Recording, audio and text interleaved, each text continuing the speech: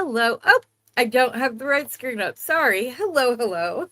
My name is Heather Aston, and this is my channel, DT's Trinkets and Treasures. If this is the first time you stumbled upon one of my videos in the little corner of the World Wide Web, we know as YouTube, welcome. I'm so happy that you're here. I hope that you will find this video informative and entertaining enough that you'll want to hit that subscribe button, change the notification bell to all so that you never miss the release of one of my videos in the future. If you are a returning viewer known as my treasures, I love you all. Thank you for showing up for me each and every day. I appreciate it, whether it's when I'm live or, sorry, my glasses has something on it, or catching me on the replay and leaving me cute notes in the comments. I appreciate it. Alrighty, so you saw that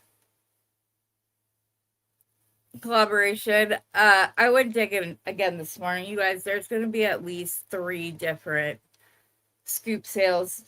There's just so much. So I just grabbed a couple of like odds and ends to show you for those of you who are new and have not participated in a sale before. This will be so much fun.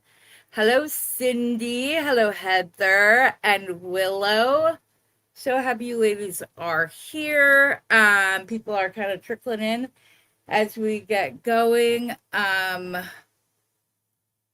This is in my normal time. I am broadcasting both, speaking of, I am broadcasting to both Rosanna Bradford's channel in Rose's Garden and my channel.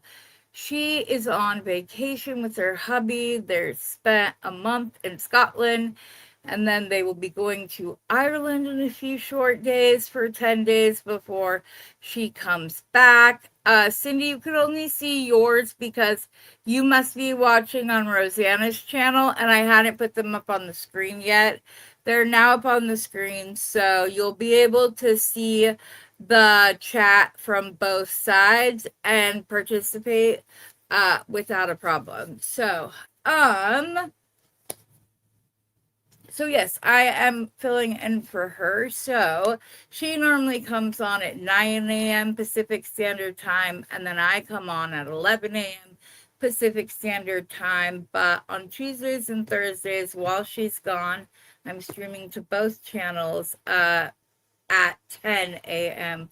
Pacific Standard Time, which lands right in the middle of our videos. So it's going to be so much fun. If you wouldn't mind hitting the thumbs up on both channels, that would be great. Or if you can just put it on in the background on the other channel later today so we both get the views, that would be wonderful, but not required.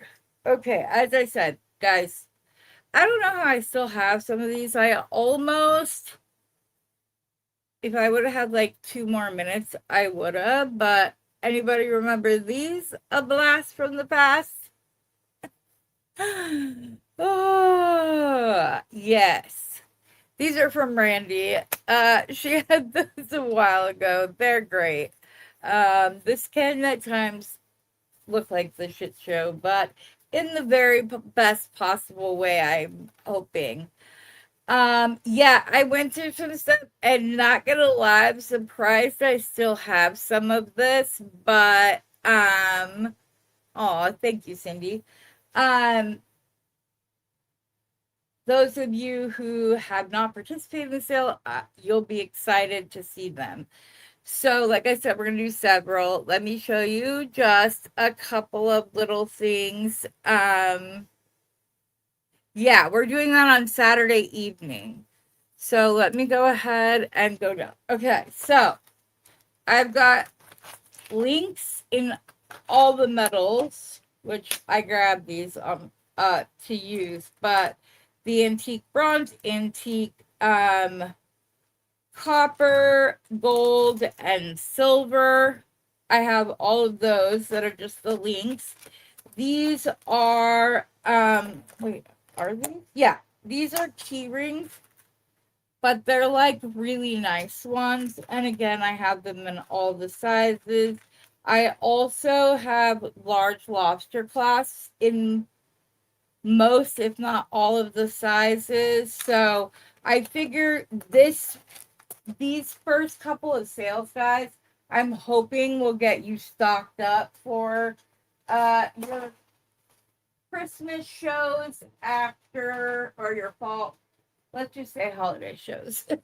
The holiday shows that you may be participating in. So I just grabbed some stuff. I did want to show you this specifically. I know I've mentioned it, and I hear it in Lauren's voice every time she shows some of the red jasper. You need one of those antique bronze right now. Oh, sure, of course. Did you get it?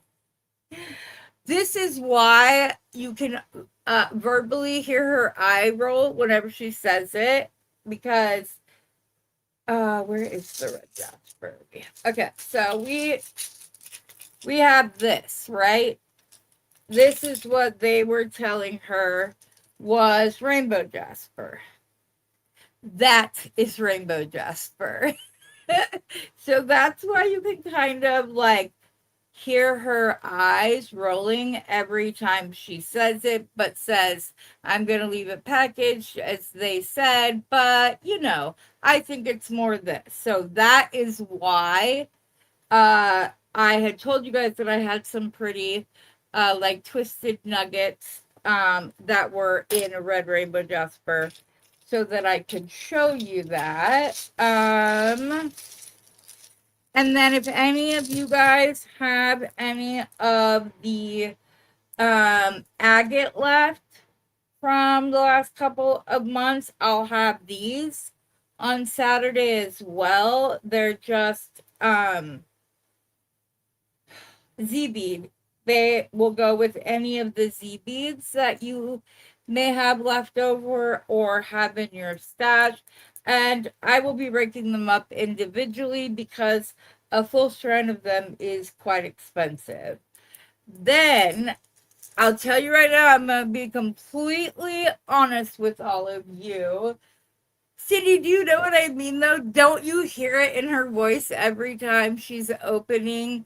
When she did the sneak peek, and then when she went and did the companion bundle, and again with the value bundle yesterday, it's funny, I hear it in her voice every time. Hello, Tina. Hello, Gracia. I'm so glad you're here. Okay, this next item, I'm forewarning you, Miranda Evans gets first dibs because she's the one that made me see these as what she turned them into. So these are seeds. They're literally seed beads. They are lays, but this is kind of funny. If you like to make beaded spiders, is this not the most perfect spider butt you could find? It looks like the gray and black striped spider bodies that you see that are like kind of fuzzy and whatnot. And then I have plain brown ones if you're not interested in these. And I don't have I don't have as many of the small ones left as I do the large ones.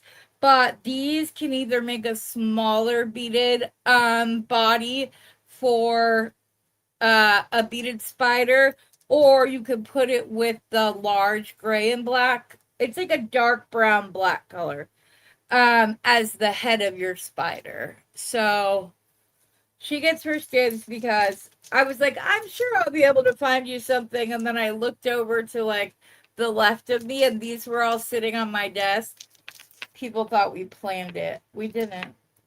And then these are also awesome because these are shell spacers that last time I just sold separately so that you guys could have them in your stash.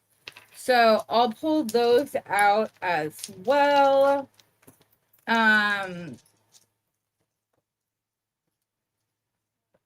Over here for right now. And then like how I have some of this stuff, I don't understand, but it's okay. This was something that I got from Bargain Bead Box, but I got these polymer clay beads in a Sam's box, and they go together perfectly. So these are like the kind of things the little packets are going to be.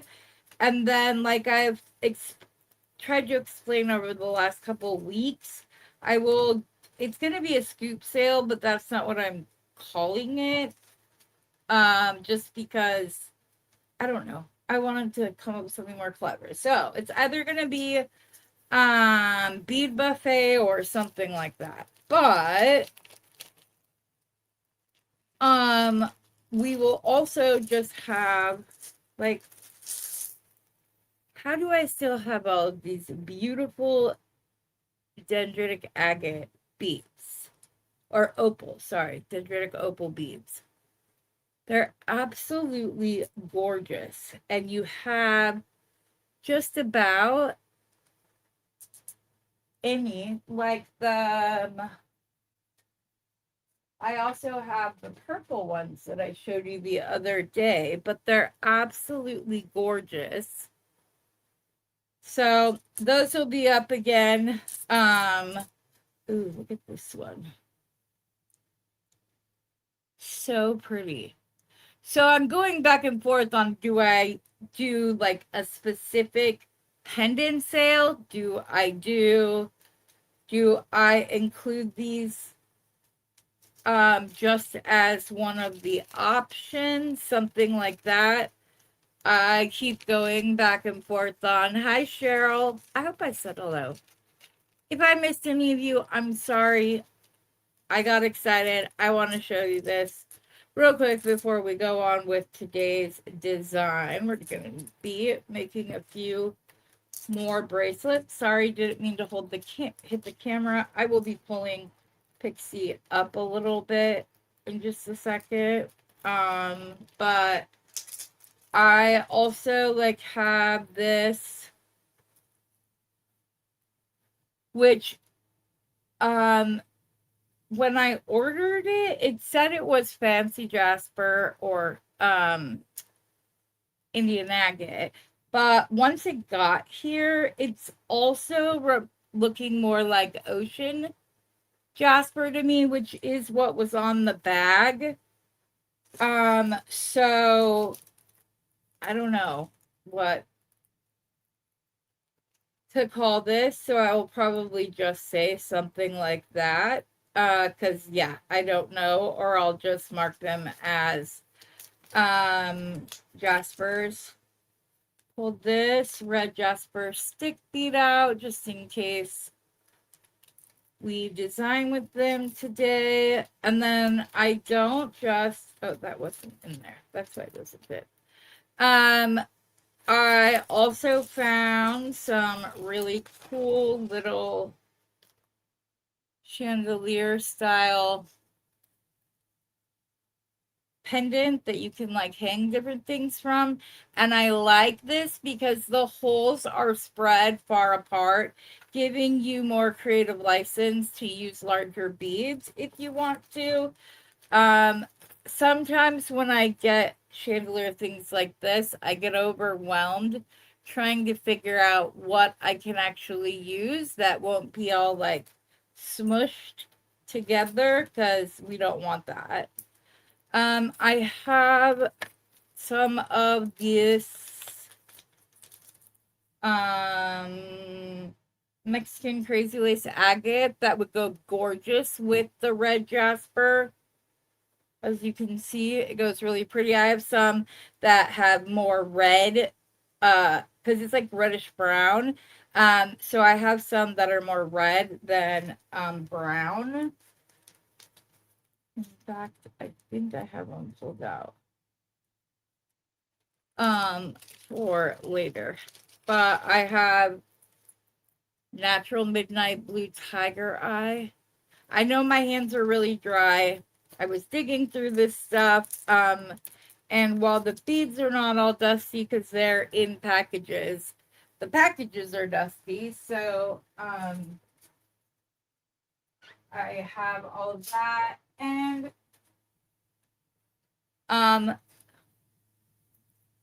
this got passed up on previously, but if you're still designing with your rainforest relics, this is a Kambaba Jasper wire wrapped pendant that is just beautiful.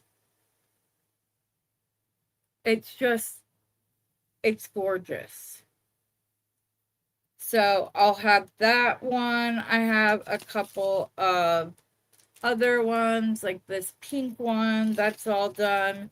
I have some more dendritic opal, links and pieces, like blue lace agate. I don't know. Some of this I don't understand how it's still in my possession, but I do also know that it's likely because we've all had to like tighten our belts a little bit more. Natural Shiva stones, so pretty. They're not matte, but they're not polished, because matte is a completely different process. It's not just that they don't leave it. And this is brachiated frog jasper, which if you have any of your frogs left from last month or have a project you used them in that you're not quite as fond of as you thought, you might want to grab this one because it's literally a brachiated frog jasper. So what could it be more perfect to go with that than that? Just to show you kind of what it is, I'm going to pull this bracelet apart, speaking of, and then this will go in with the rest of the impression jasper that I showed you earlier. I do have some open jasper. We're going to have fun, guys. I promise. But if there's anything you're looking for specifically, please just reach out and let me know. Oh, Cheryl, it's $10. It is, I believe I have it measured. I keep hitting this. I believe I have it measured on the baggie. I can find out the measure. Oh, here it is. It is 50 by 38 by 8 millimeters. So it's 8 millimeters thick. So it's a really nice, sturdy pendant. Yeah, this one is just, oh, so pretty. Look at the foil. Looks in it kind of like a bronzite. That will help you know that this is a very high quality stone. You don't often get Kambaba jasper that has that bit of like foiled color in it. So it's a very nice stone. So, and then I had mentioned these. Grab my little, how I also have little wet wipes right here to wipe my hands off with afterwards. Okay. I was telling you that I had some of the crosses and other like beautiful settings. I don't believe this one is marked sterling silver, but some of them are. There's this beautiful one. And neither Bernie or I know if it's actually turquoise or not. So for you, if it does turn out to be turquoise, it'll be your lucky day. But I'm not sure. So I can't mark it as such. or price it as such, but I have this one that's just beautiful, great statement pieces. Hi, Sid. Okay, we'll talk. Yeah, not a problem. But there are just, like, even if they're not real turquoise, they're still beautiful. So this one Bernie did think was red turquoise, and he thinks this is coral and that the blue is actual turquoise. This is one of the ones he was like, no, Heather, I think that is. So, but again, I don't know for sure, so I don't want to mark it as such.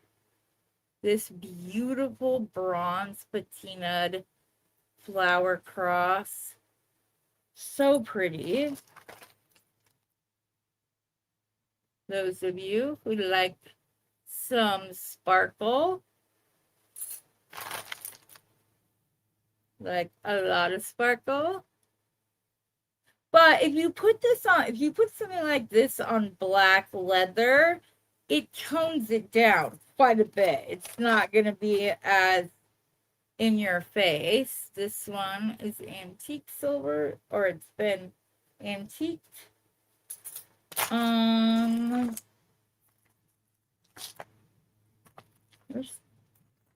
Here's the gold one, which is really pretty. Here's another one of the ones he thought was, but again, because I don't know, I'm not going to price it as such. Oh, there are two of the little collar ones, so if you guys, but a lot of this stuff is one and done, and there's not much, like, I can't replace it, so they're all very pretty. This one, we're both certain, because this is set in sterling silver, guys. It is heavy. Heavy, heavy, heavy. So, again, he is very sure this is turquoise, this is red coral, and that this is amber of some sort. But it is heavy. You can see right there, it has the 925 stamp on it. So we have stuff like that.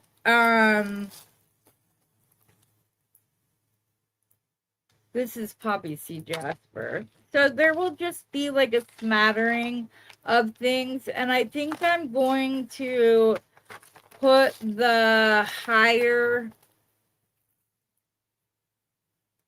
nicer scoop stuff in a separate box that'll be priced as such, but that way we'll still sprinkle a few odds and ends into the normal one. But this is just a porcelain glass bead mix that is really pretty, that'll get broken up into a few little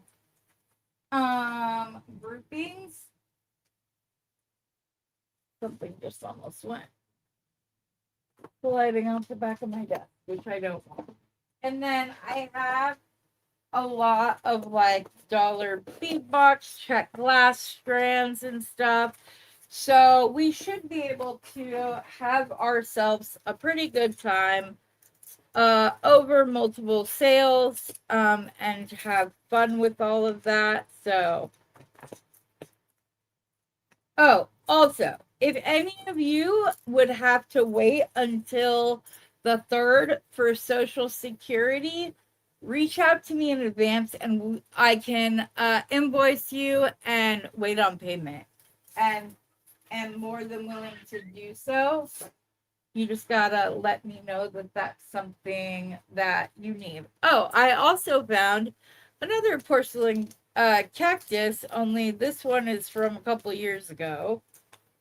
So, also I need your guys' help with something design-wise. I started making those strands on last night's show, and here's where I've gotten so far. So there's this strand that will have the like turquoise crystal and two tiny red jasper beads there. So I have one of those for each side. And then I have one of these that'll be one of the shorter strands where it just goes 1, 2, 3, 2, 1 on both sides. And now I'm trying to figure out if I want to put a lobster clasp at the end of both sides. And then maybe they'll have like this ring that they can attach to, but they can also separate it from that and wear it individually if they so choose. Oh, here's the impression dress for pendant. Okay. And then I'm trying to figure out if I want to do a stack of these of the red hashies on both sides. So I'm a little stuck. The other thing I was thinking about doing was just putting, like, if they want to wear them together, I would attach this hook and then they could just pull the jump ring down onto the hook when they want to wear it together. Or do I just make it a multi-strand piece and have them all go into a chandelier like that? Hi, Leah. I'm kind of stuck. So that's why we won't be working on this today, because I am a little stuck. Although while I was out there, I did find these turquoise hishis that I might be able to use and alternate with the red jasper ones back and forth. It's just, they're both turquoise in color, but this is like obviously very bright blue, whereas this is more of the blue green turquoise. So I'm a little stuck. That's where I'm at, though it's not far.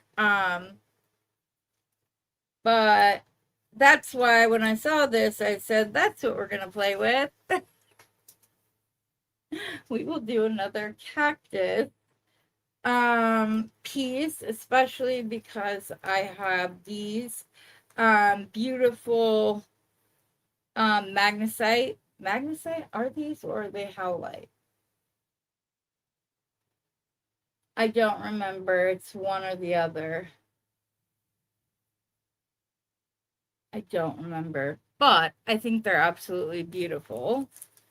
So I just thought it was funny. I was going through that, and I was pretty sure we'd had one of these in the past, but it's just, that's gonna be pretty. So also that other necklace that I'm working on, the time going into it versus the materials is a whole other situation. So, like I said, I wanted to bring these in. I have red jasper hashies the same size as these. You like those, Cheryl? Thank you. I appreciate that. Yeah, I'm excited to finish those. It's just that whether I wire wrap them, these ones, I did the technique where you pass the wire back through both sides. Oops, sorry. And I managed to get it through that 11O seed bead. That was a feat. So, like I said, this is something that had I tried to do it under camera, it would have been very difficult to do so. If you weren't able to join us yesterday, it said Bracelet Bash Part 2. But we just made this one bracelet, but I showed a whole litany of variations on how to make different looking pieces and how changing out just the focal or just the beads or whatever, the color of the wire, how you get a completely different look to it so that this can be used in a whole bunch of different ways. And then I even put a red jasper in the middle of our S clasp just to kind of carry it the rest of the way through. But we did this the day before that. I did a bunch of different bracelets. Well, I did 3 different bracelets. Today, I have this pulled out just because I want to keep in mind that I want to make a necklace to go with this. So that's why I have that pulled out. And then, like I said, I do have the Heishis, and I have my red jasper 8mm rounds that we can also use in the bracelet. I'm wondering if we just went like 3 of these and then maybe, let me see, where did I put the red jaspers? Please tell me that it is right here in my box and I didn't put it someplace. Yes, they are right here. Okay. So I have those larger size, and then I have these smaller ones, but they're bigger than the smaller ones. But what I was thinking is that we could do 3 of these and then put some of the red Haitian and then 3 of these and then put this in. So just to kind of play with the size differential, or I might just pull out the 8mm rounds. Yeah, I think I'd rather do that over the Heishis because those ones are big.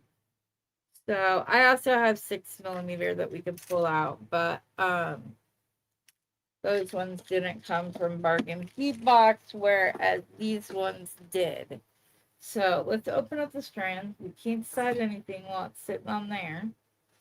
Got to get the beads off the strand, start playing with them a little bit.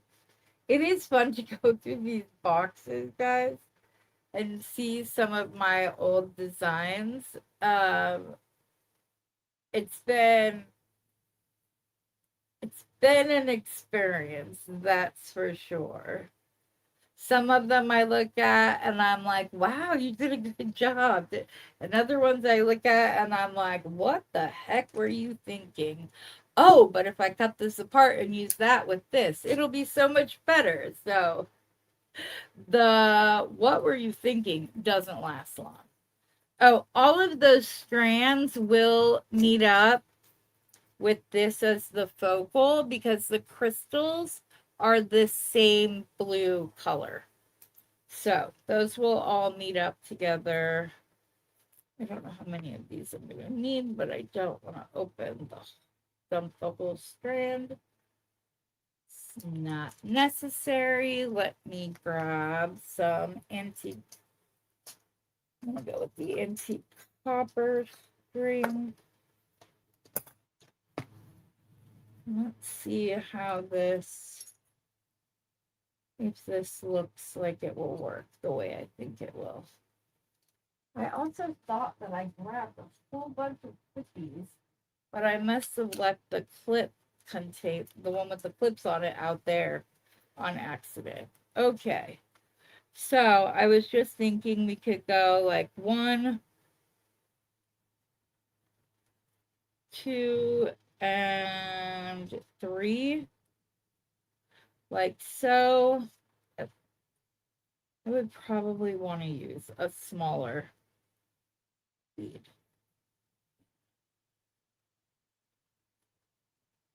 Oh.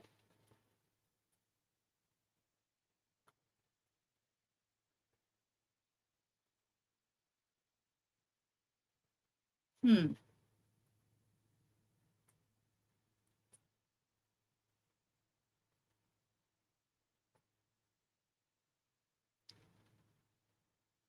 I'm not so sure that I like the idea of that now, but I won't know until I go through the pattern.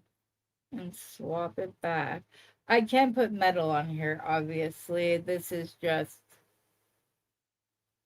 part is just to see what I think of the design idea to begin with. Oh no, see that? Yeah.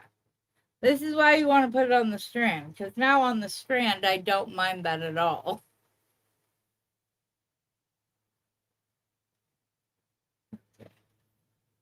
I think I might do the first one without any spacers and just to keep it to the bead.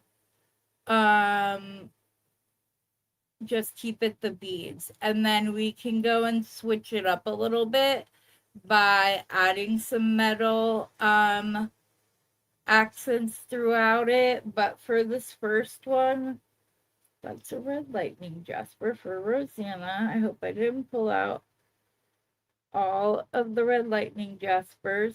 I think I may have. Red lightning jasper is just when you have a streak of quartz running through it, and that's Rosanna's favorite kind of red jasper. So I've been pulling those out and setting them to the side, and I must have just pulled from that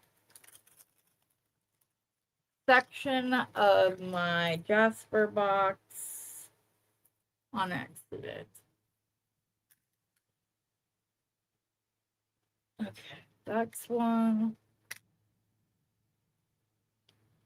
Okay, the rest of those are fine.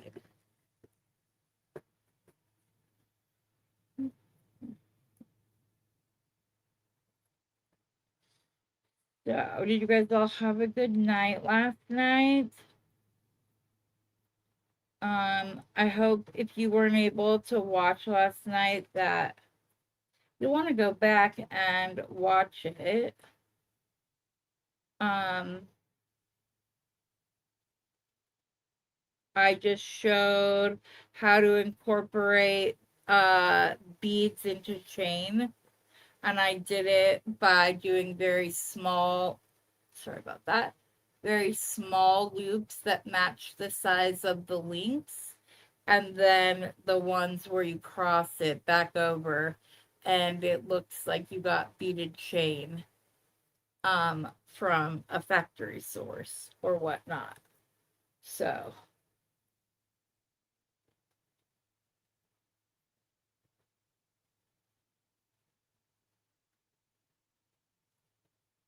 yeah, this is good. And this would be totally general neutral fluid, however you say that. Just meaning that it can be worn by both men and women. This would also make a nice stretch bracelet. I'll just string this up really quick.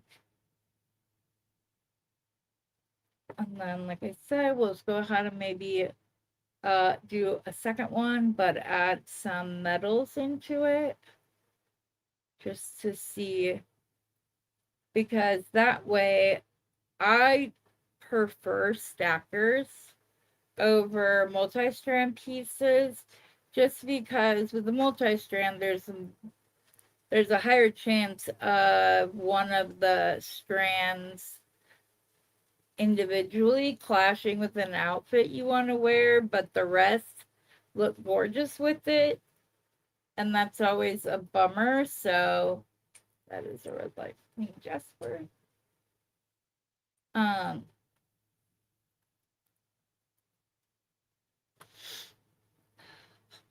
So I prefer stackers, but I did kind of like the idea of either having the hook where the jump rings could hook onto multiple strands, and then I also thought with the lobster clasp on each end, being able to attach it to a ring of some sort would also be pretty. So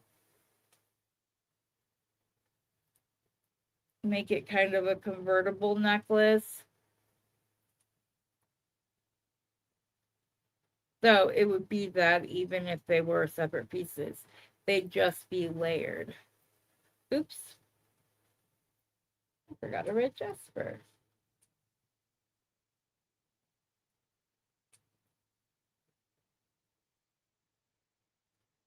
And this is a perfect example of this bracelet of why we did the bracelet mandrel, because the length of this will not be the same as the designer. Hi, Cynthia.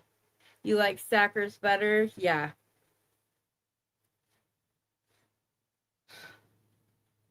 I just think it gives you more versatility.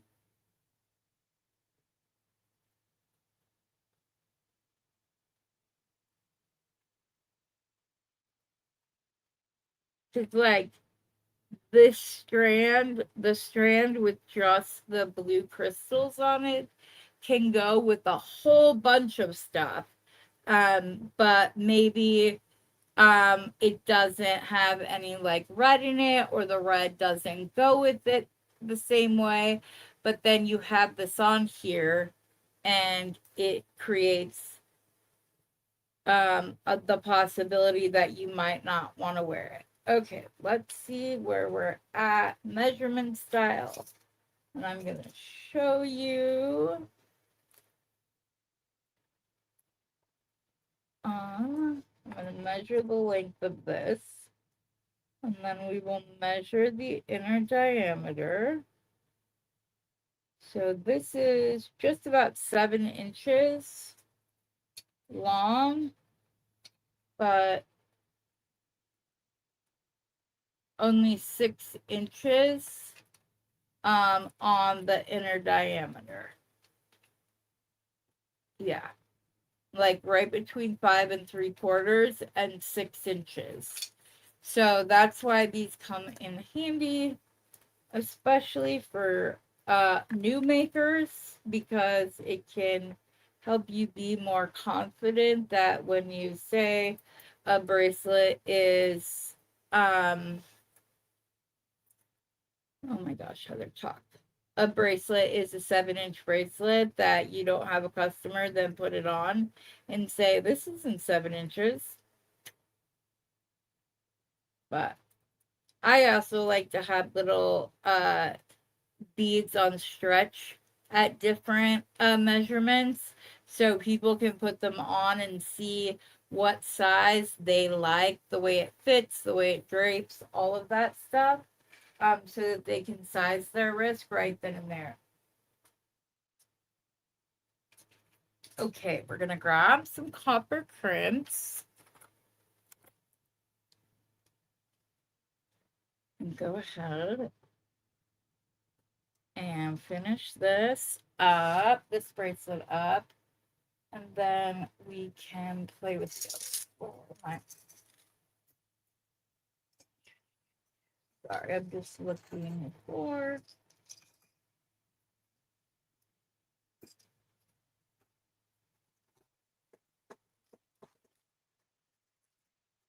I have a container of lobster clasps that Rosanna brought me that I know have antique copper, and there are a couple of like lighter antiqued. So I was just gonna pull one of those out really quick. I'm going to put my crimp on,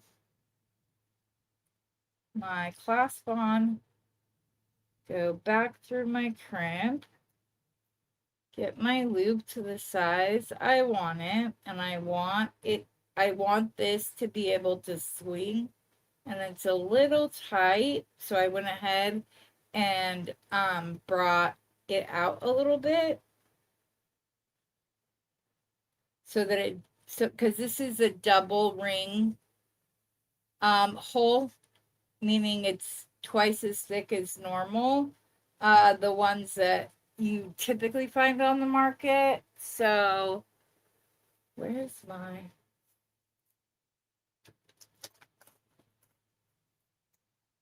Oh my goodness.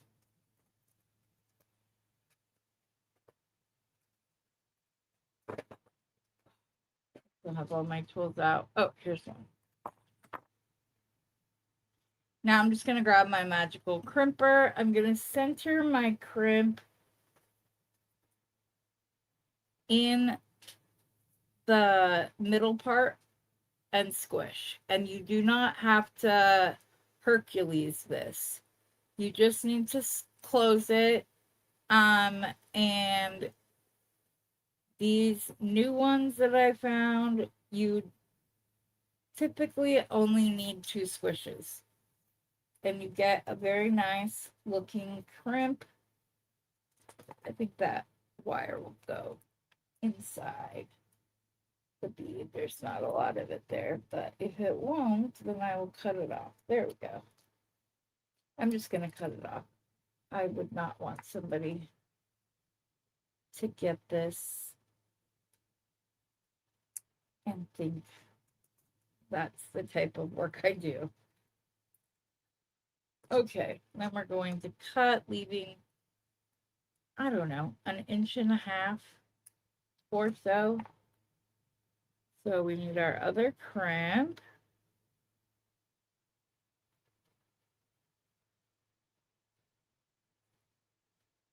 We're going to put it on, and then we're going to turn, and I did make this a little bit shorter than I thought I did. It's plenty long enough.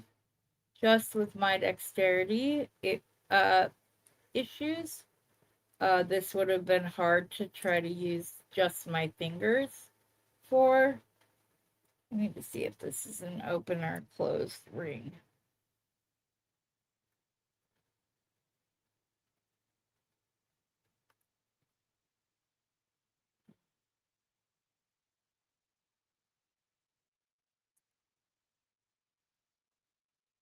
Nope, this is a closed loop, so I need to attach it to here.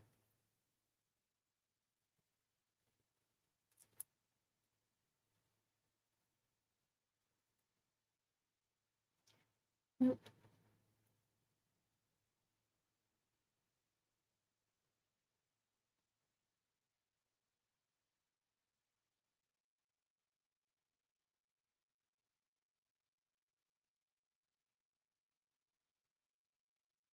Oh my goodness gracious.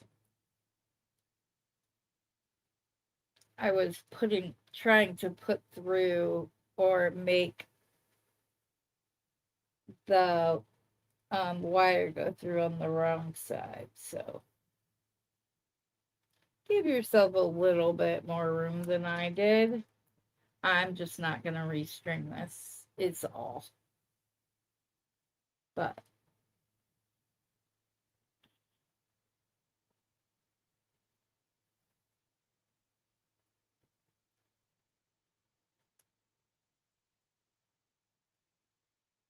there we go. See, a minute ago, I was trying to feed it through because I thought the end was on this side, and it wasn't, and that's why it was causing me a problem. Okay, hold that down.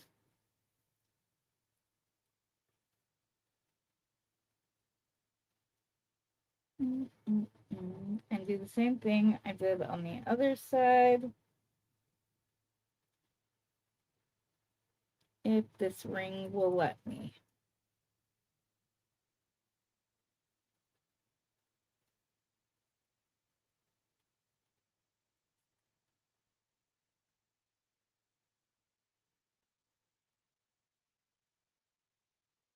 There we go.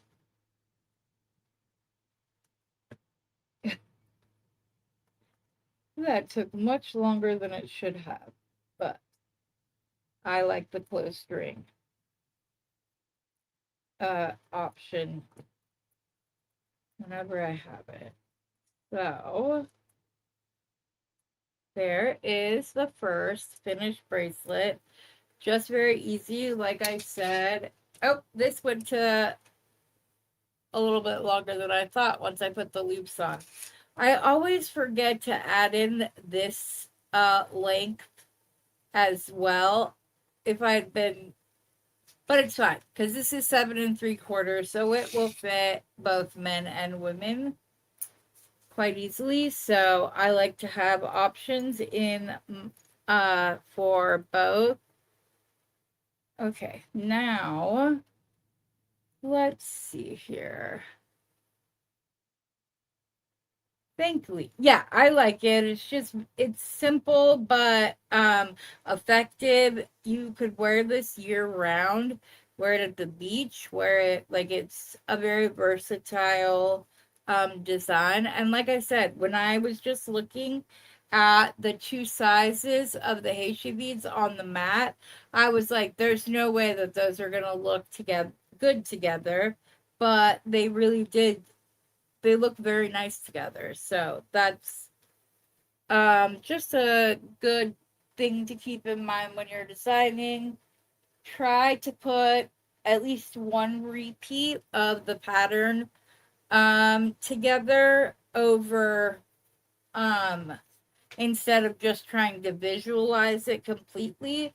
Um, Actually put it on the strand. It'll make it, you'll feel more confident. Now, we can also just, you wanted to do this a bit quicker. Let's grab us some 18 gauge wire.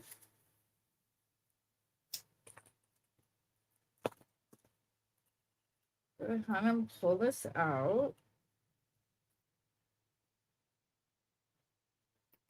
Just running it down my nylon job pliers so it's a little bit straighter. I'm just going to cut sections of wire. And we'll do the next one as a wrap, as a, a wire wrapped option.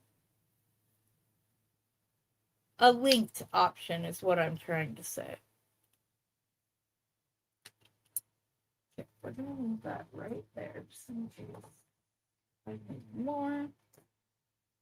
So I have these all in my hand right here. I'm going to go ahead and take my flat nose pliers and I'm going to bend all of these at the same time. Then I have found personally that when I just do the loop of all of these and assemble linked pieces together, that I do better doing it in production style. I don't know if that's the right word. But I do all of one step before I move on. Yeah, I was afraid of that. I left myself like no room. So we will go ahead and just use the first step instead of the second step. So I will just recenter this. And then I'm not going to wrap it, obviously. That is an ugly loop. I will fix it. I will fix it. I will fix it. But if I go through, I'm less likely to forget to attach it before I finish wrapping it up. And this helps with that so much. Sorry. If you are new to wire wrapping, take the ruler off. Pixie tries to focus on that. I did a 90-degree angle. I like to go in the curve of that angle rather than having my pliers vertical to my mat. I have them at an angle. And then I just push up, over, across the top, and down. Then I rotate my pliers so that they are parallel with my mat, and I just finish the rest of my loop. I am somebody who likes to pull the loops tight.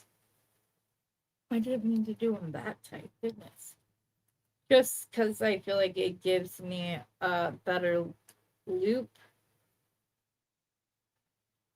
But I don't know if I'm gonna attach these directly to each other or if I'm going to use jump rings. I haven't quite gotten that far yet.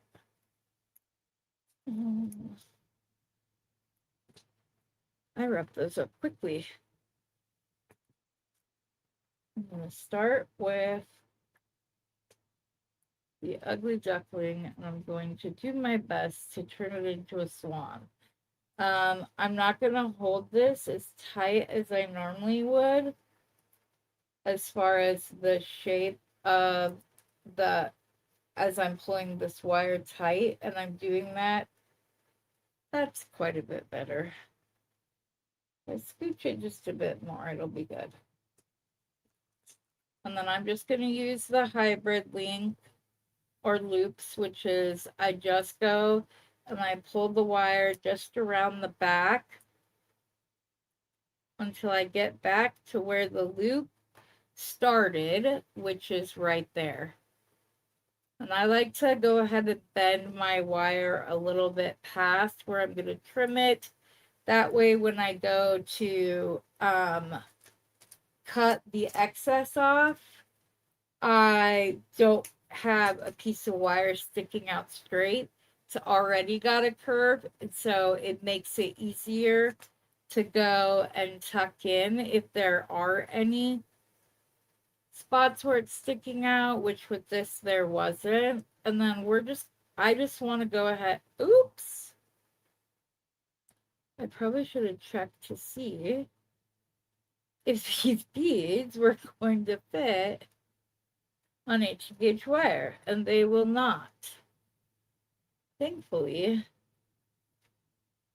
I can wire up pretty quickly. 20 gauge. That's 22. That's the 18 I just had out. I didn't put, oh, here it is. That's what happens when I don't put my stuff away. So we will recut this. Ugh. But hey, that's good news because that just means that it'll be easier on my hand. And yes, they go on like a dream. I almost started cutting without checking.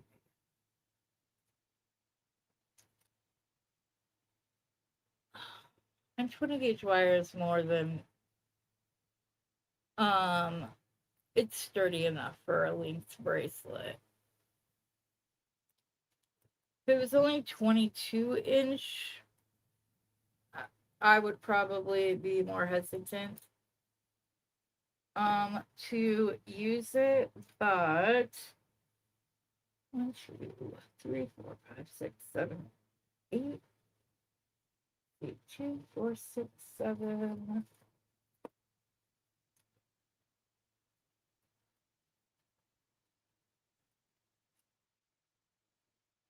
Okay. Put it where it goes.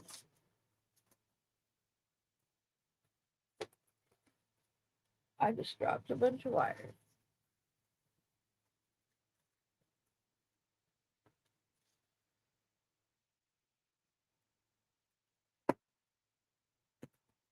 See, this is why I say entertaining. Sometimes my videos end up feeling like a never-ending blooper reel. Like just then, I just went to cut and it started.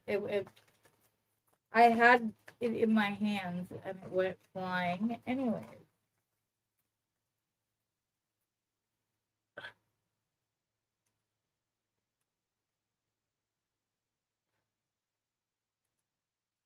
No, I don't need the wire this long, but I'm going to give myself a little bit more breathing room than I did last time.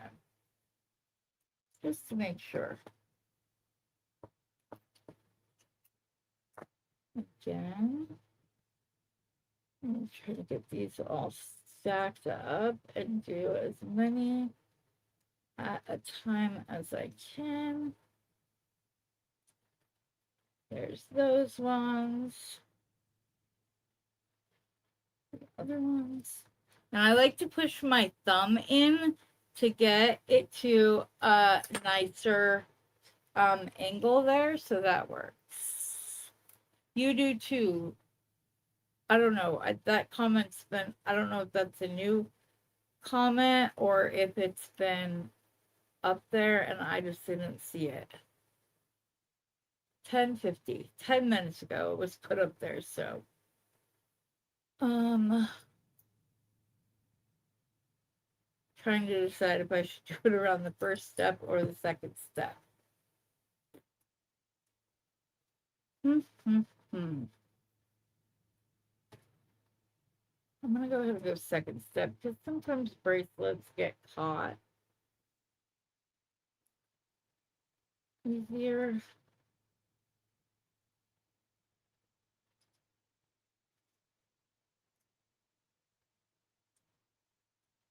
Not that they get caught, that they can, well, they'll go into like a point instead of laying out nicely. That's what I mean. Kink. So they don't kink, I think.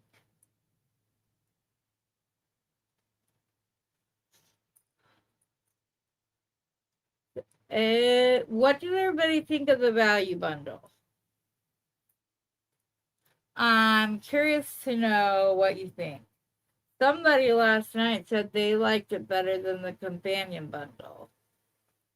I don't mind the price.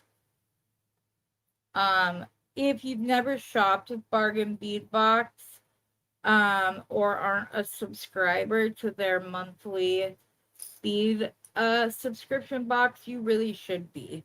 But if you're not, I have a coupon code link down below, as well as my own link. If you follow that when you go to do shopping, it lets them know that I'm speaking highly of them. And that I sent them. If it's your first order of your subscription box, I have a coupon code for $2 off that first box, and also it can be used on the sister site, where you can get $2 off, and that code is TT Trinkets and Treasures, so it's TTT2 because you get $2 off. So,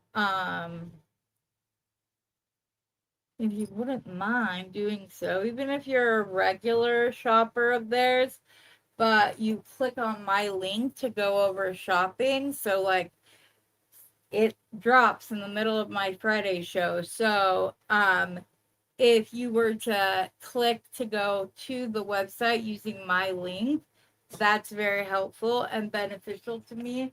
And I would be very thankful if you would not mind doing so. I can even pop the link up during the chat so that you don't have to go looking for it. These loops are a little bit big. I'm just going to squish them in like I just did.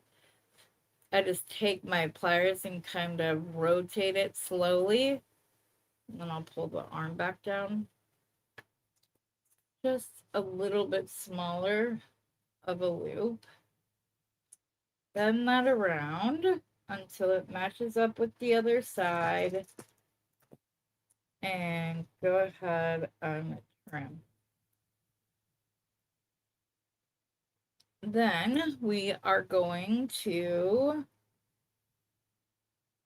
let me see what I think of the red jasper with the little hematite on, or the little magnesite on each side. We want two.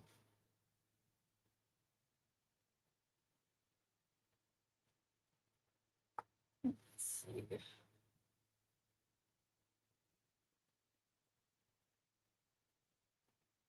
Maybe we'll just alternate back and forth on this bracelet as well.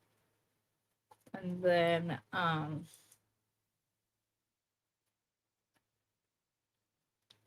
I gotta do this loop so I can attach the next one.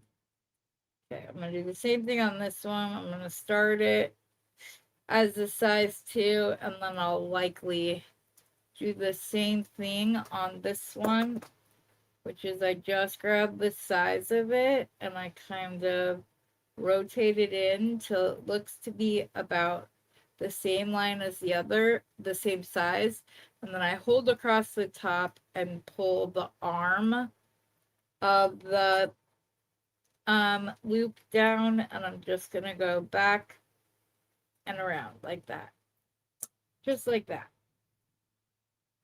Technically, you can close all of the first loop at one time. I just find that doing it this way is easier for me and keeps me from forgetting to put the beads on.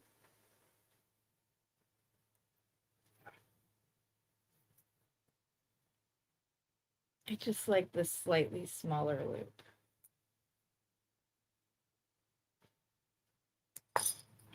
So, see how I push that past where that the loop started? I do so because then when I cut it, it's not sticking straight out.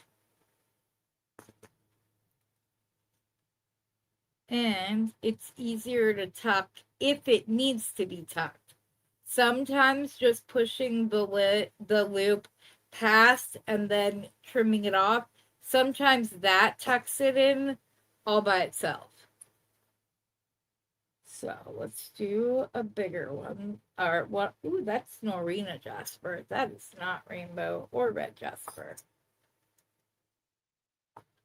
I know that because of the brown and gold. So this is Norina Jasper. It's very pretty stone. My hands are so dry.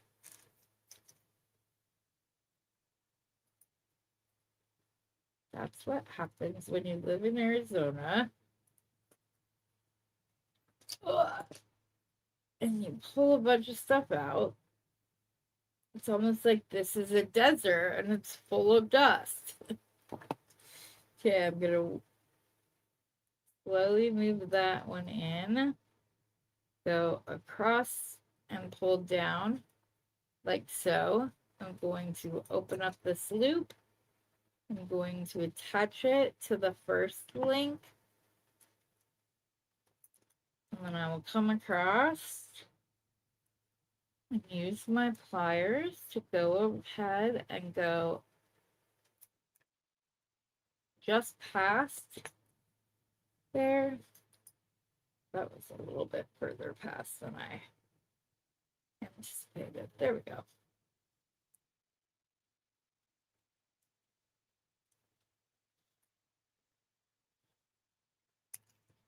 Ooh.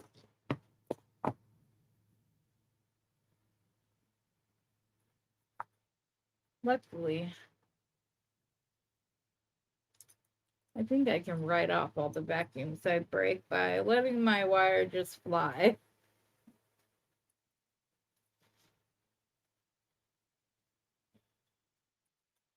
It might confuse the IRS about what kind of business I have, though, right?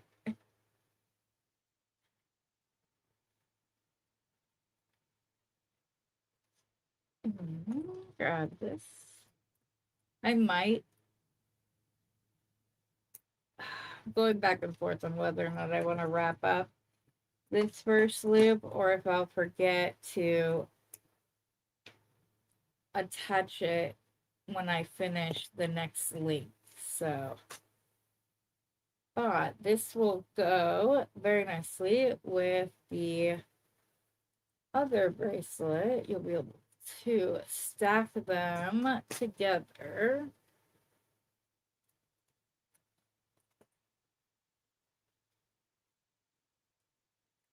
The first hole, like I said, it can get caught up like this and you kind of have to move it. Plus, with 8mm beads, that's quite a bit.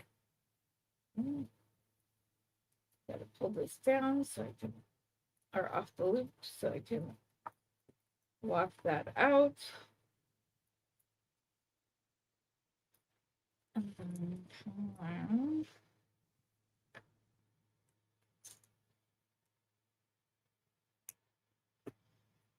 Trim. Okay.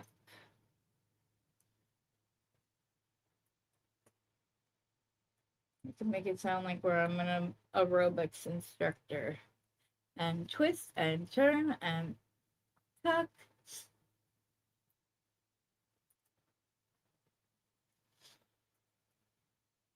Sorry, I went to bed and just after 9 o'clock last night, but then I woke up at 11:30 and didn't go back to sleep until 2:30 this morning my time. So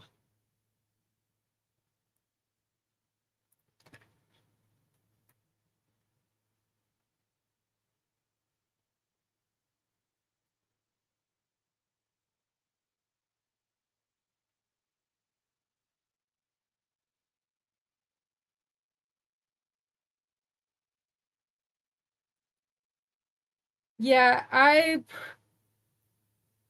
I'm going back and forth. It is only $15, but I'm gonna go back and watch it a second time. But I did snag some stuff from Bernie's to go with this box, so I don't need the beads. So I'm gonna go look. I'm gonna look at it again today and see if I feel the same way, but I normally get all of them. But I did get 2 companion bundles this month, as well as box extras, so I may just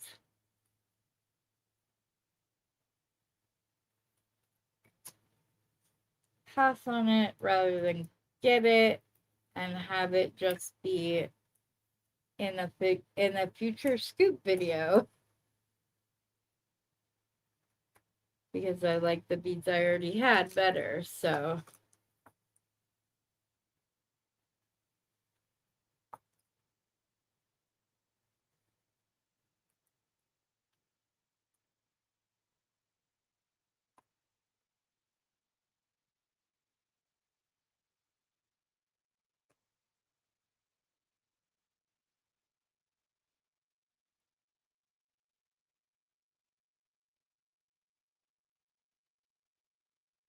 he may be crossing his fingers that I do indeed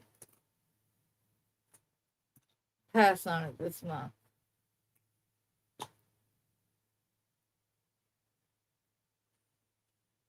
Though he's very nice. He's the one who told me to go ahead and get 2 last week. Hi, Beth.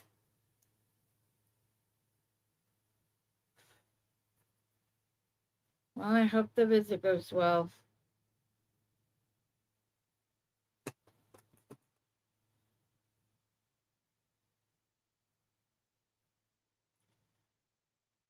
Most of the times when I buy one of the boxes or additional bundles, I pay for extra shipping, but it's like $8.95, and that's almost the entire cost of the bundle itself. So that's why I'm like, is it really gonna be worth it for me?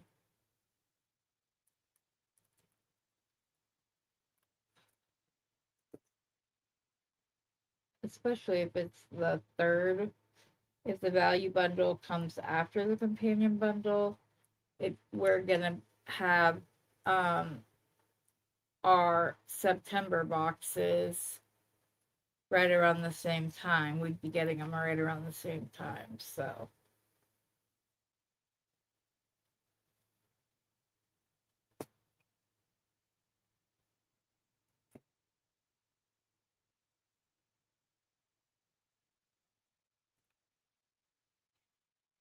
I decide if I want to put some sort of focal on this bracelet or not.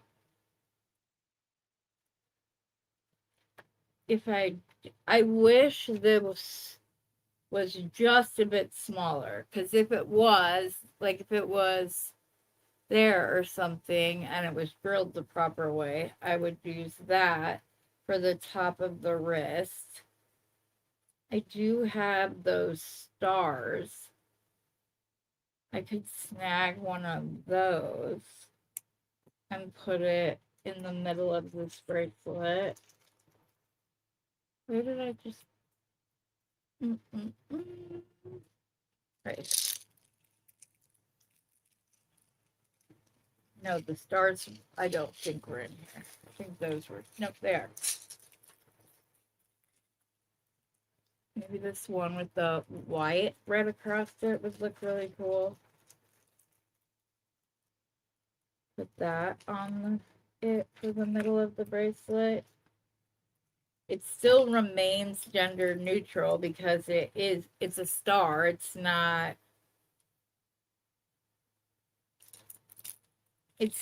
even if I use one of these flower beads, I still think that it would be gender neutral, because I have seen many men who wear like shorter necklaces like this, that just go right around their collarbone and stuff, as more of like an islandy type thing. But don't leave this unclosed.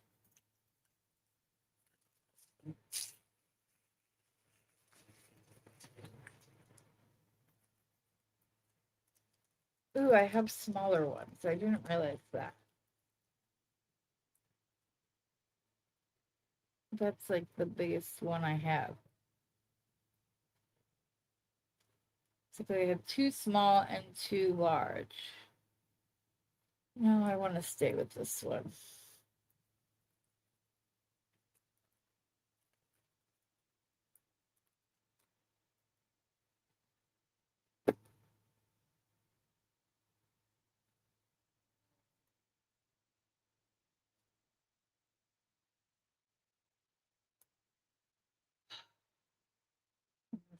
Not drilled well. Here's one of the smaller ones are. Hey, hey, hey.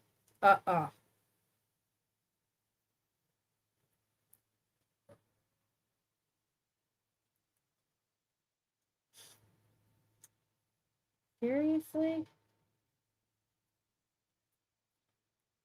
We might we might not be able to use it after all. Oh my goodness. Haha. Success.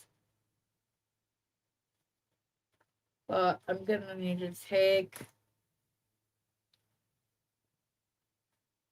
this last link off and redo it. Otherwise it will be way too long.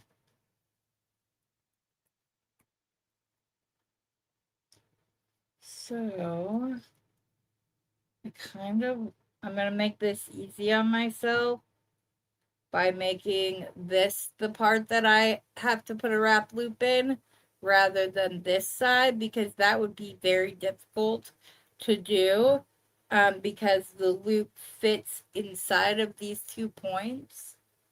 So go easy on yourself if you use a component like this and just make the loop on the easier side. So you're excited to make Suncutters tomorrow? Yes.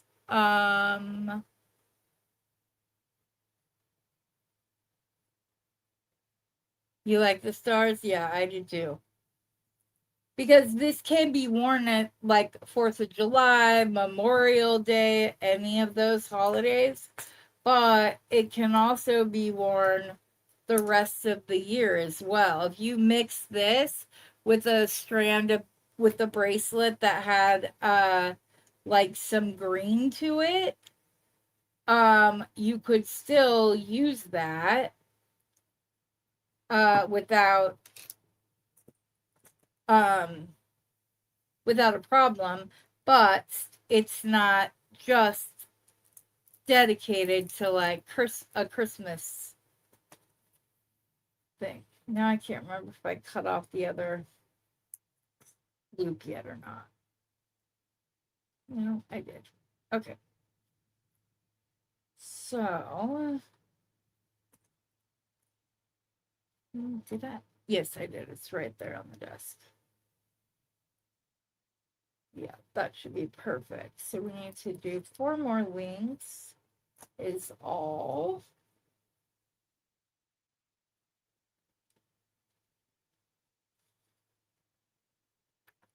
I hope those of you who have never participated in a sale of mine before will come and join us on Saturday evening, see what it's all about. This is a new format even for returning customers.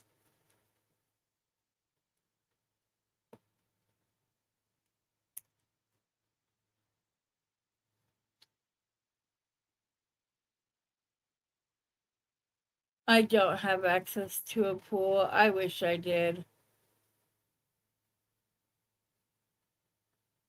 It's been miserable here. We just found out that your AC unit isn't supposed to be able to cool off, keep your house any less than 30 degrees lower to what it is outside. So, yeah, it's been very warm here. And there are times our AC won't get any cooler than 78 degrees.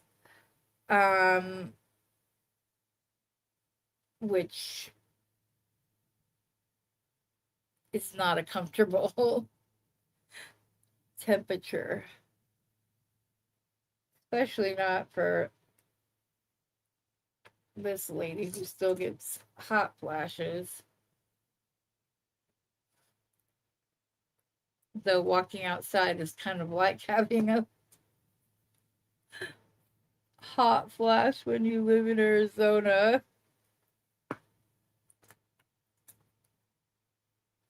The closest thing I think guys would ever get to experience what a hot flash is like.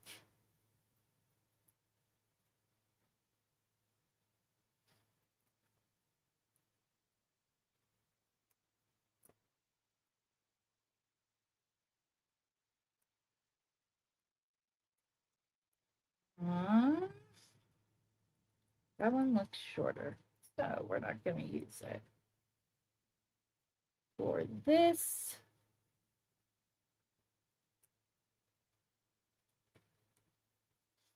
I'm doing like a mix between the first and second step.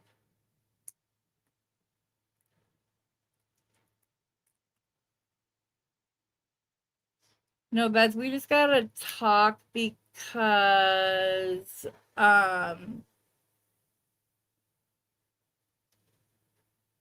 yeah, it's been ridiculously. Those would be a cute ornament idea. Oh, I forgot to put. It's okay. It's okay. I will just attach it with the other loop. That would be, these would be a pretty Christmas ornament. Actually, thank you for bringing that up, because real quick, I want to show.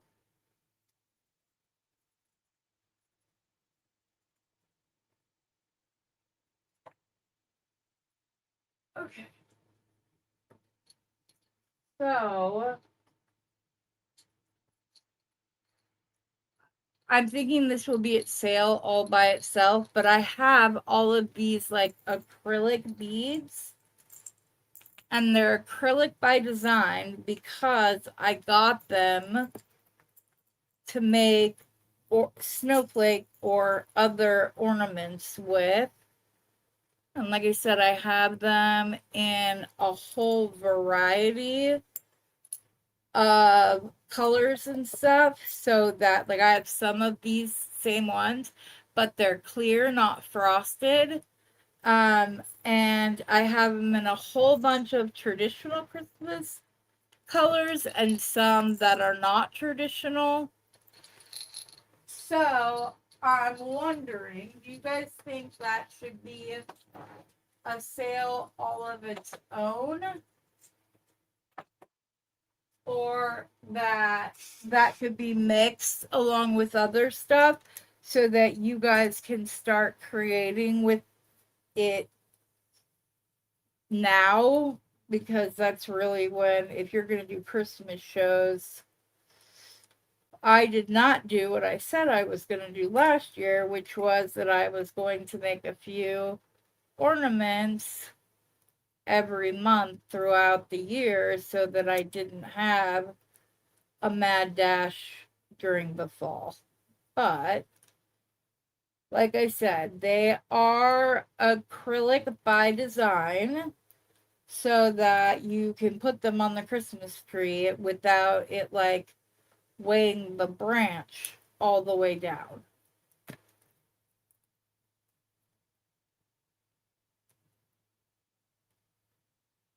But they will make beautiful, you can do memory wire ornaments. Come on. You can do snowflakes with them. You can, yeah, it's crazy.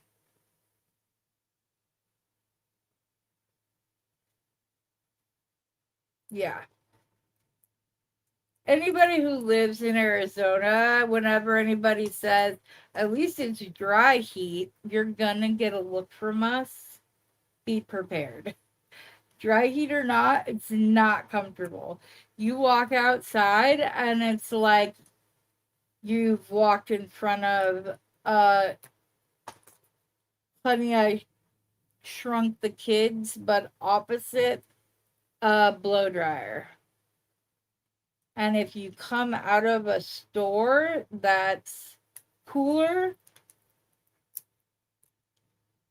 and come out to that, it's the same thing. But when you come from the parking lot and go into a store, that whoosh of the AC is always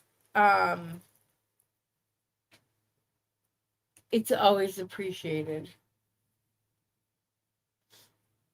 Okay, I think this, no, one more after this one. Well, I think I'm gonna measure it again.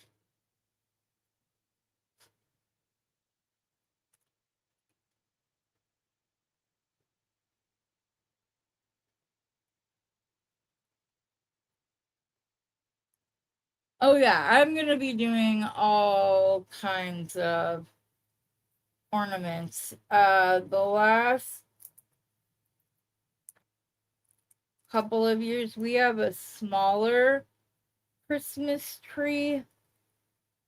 We still have our big one, but we have a smaller one that we just bought a nice pot for and filled in the pot, spray painted it to make it look stone rather than plastic.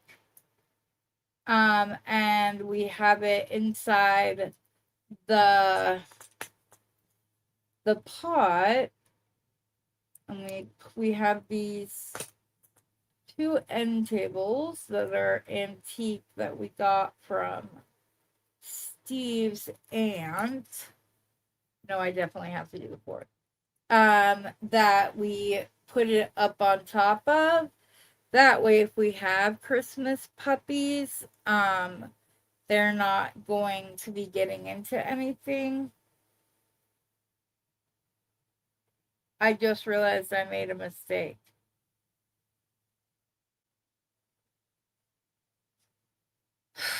I did two small in a row and then went to the one large and back to the small.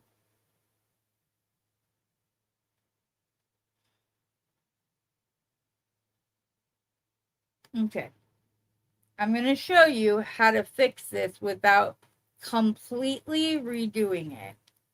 Okay, we're going to go ahead and cut this off by the second small one. I do not know why I cut it off the way I just did.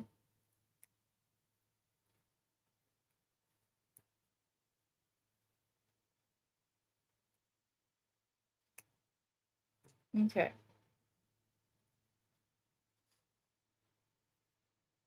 Instead of starting, making all of those sides again, I'm going to walk this loop up till it's a little bit smaller, pull the arm down.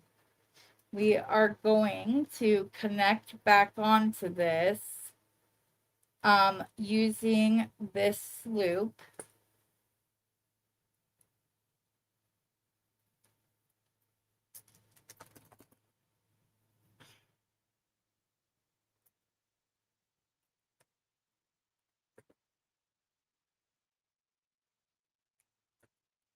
We're going to do the big Heishis on this one.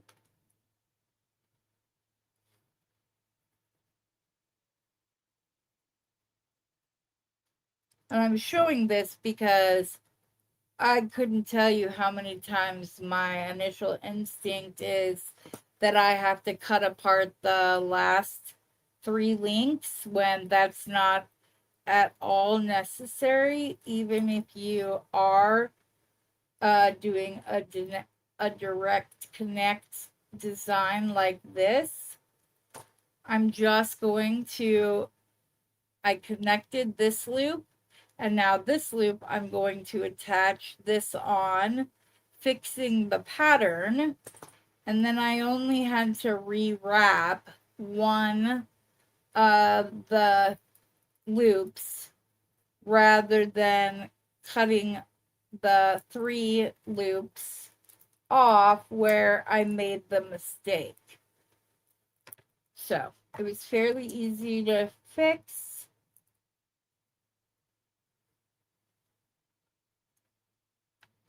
The tips of these cutters are like on their last leg.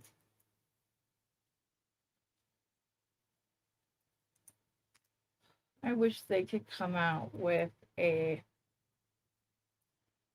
pair of cutters that the tip just lasts, because I haven't found some.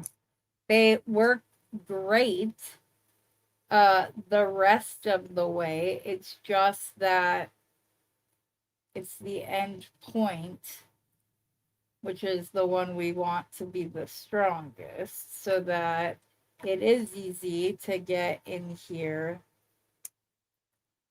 and get it trimmed off. Okay, one. This is the last one. And then we will put the clasp on. And that is a red lightning jasper.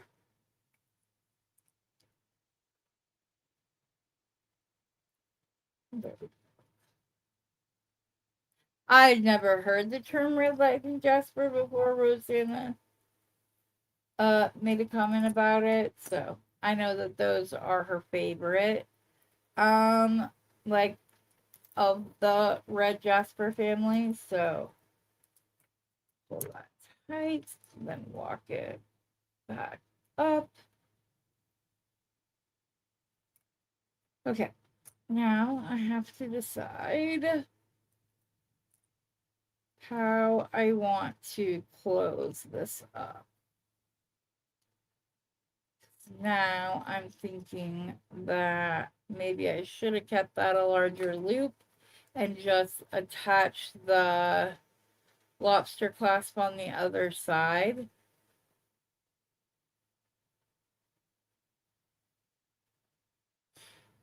Or if I just want to make the clasp separately. What to do, what to do, what to do. I think I'm going to try to fix this. Oh, I don't know what I just did, but it was not fixing it.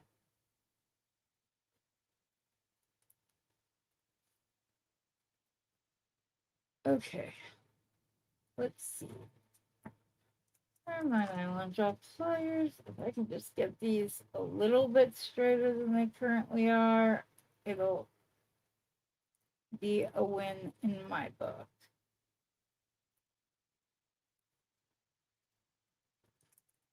I think that's okay, but we'll see if it is indeed. Or if it's going to look all messed up.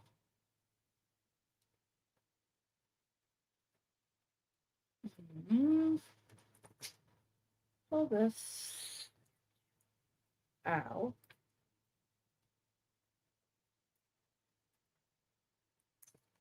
Ugh.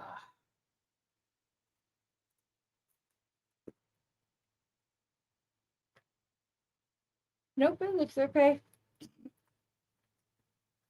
I was afraid that loop was going to be all messed up, but it looks just fine. So, there's that. I'm going to just make a small little, I still want the lobster claw directly attached, so I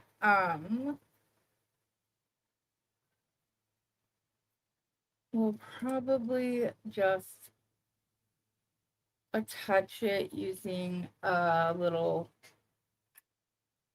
not, I'll show you, because I can't, words are hard for me, I guess, today.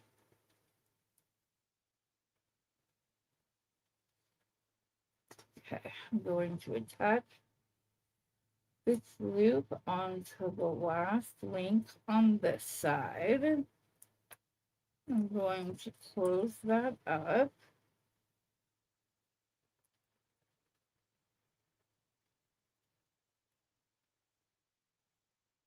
But I'm going to do at least 2 wraps. Okay, so that's 2 on that side, 2 on that side, so that's perfect.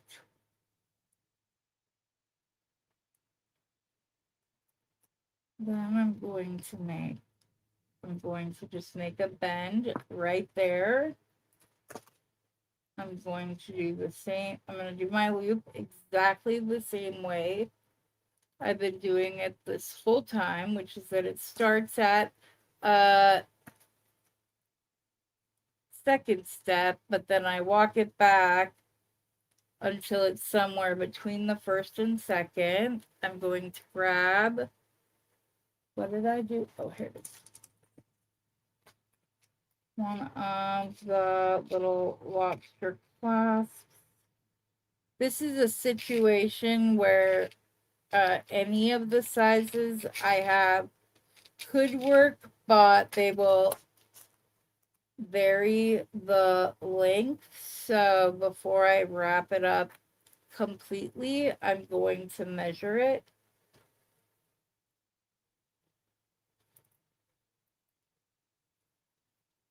So let's see.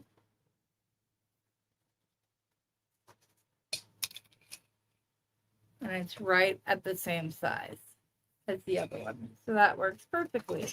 Thanks for sending me the jewels. Hi, Delon. We got to talk after I finish, hon.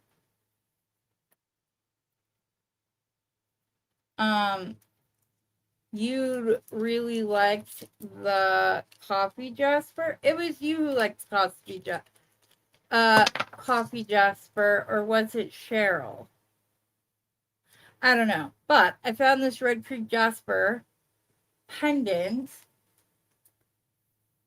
and some shell beads that go with the coffee jasper perfectly. So it looks gorgeous. And this little hint of the dark dusty blue up here gives you an option, as I love brown and blue together. So, okay, unclasp this so it's easier to wrap this loop.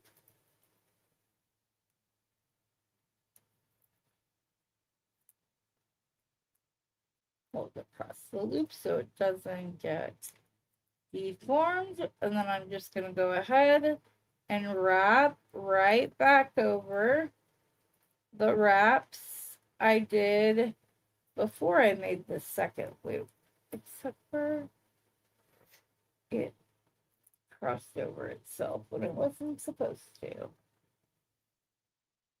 So still gonna keep that on. There we go.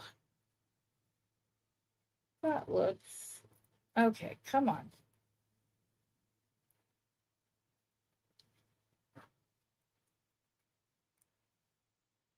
When you start out, you've got to hold the one loop, and when you get down to the bottom, you have to switch and hold on to the other loop. Otherwise, it will deform that loop.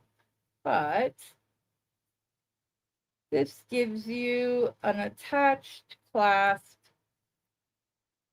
that is sturdier than attached with the jump ring, but allows you to still do it. And then, like I said, these two can be stacked together beautifully. And then if you want to, you could make a third that you just alternated between the small and large, and maybe you pop, well, that's a quick one. We're just gonna do it real quick. We're not gonna use any of the Jasper. I just need to find this, because those will eventually patina down to being the anti-copper. So if we start by stranding the small, which I would recommend starting and ending with the small, it will make it easier to clasp.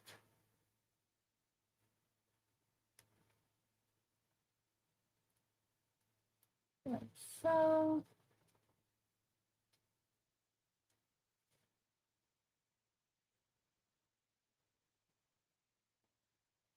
And I will likely make a necklace of some sort to go with these bracelets using the other cactus, the porcelain cactus that I found this morning. These aren't broken, they're just not perfect, which I know is supposed to be part of the charm of it, but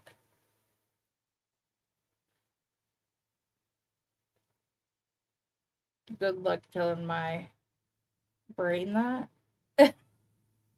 My brain looks at them and says, oh, those are broken, do not use. Now, I could absolutely put some bright copper spacers on this bracelet as well if I wanted to keep the other pieces bright copper. I just like to let things patina naturally, so I don't know. Should I grab the, I don't see them right here, so no.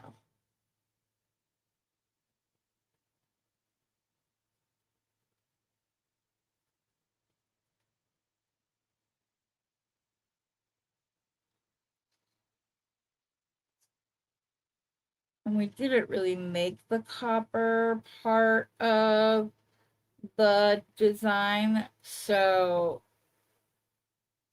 there's not really a reason to. See if I don't have something small I could put in the middle of this. Dang it. This one is top drilled. Otherwise, this would have been perfect. But it's top drilled. It's, or wait, is it? Yeah, it's top drilled right there. I have my twist. Or here, let's just use this. Use that, and maybe 2 6mm rounds in between those. Yeah, I knew you were going to do that. Okay, so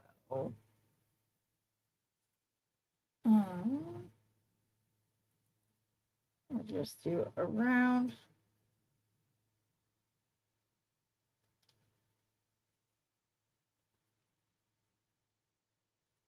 That.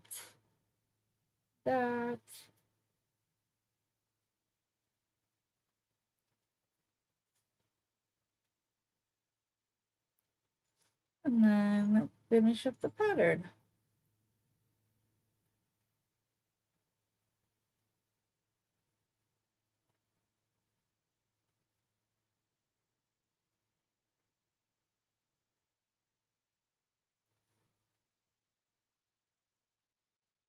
And even with this, I picked the quatrefoil specifically so that it could still remain gender neutral. I didn't want to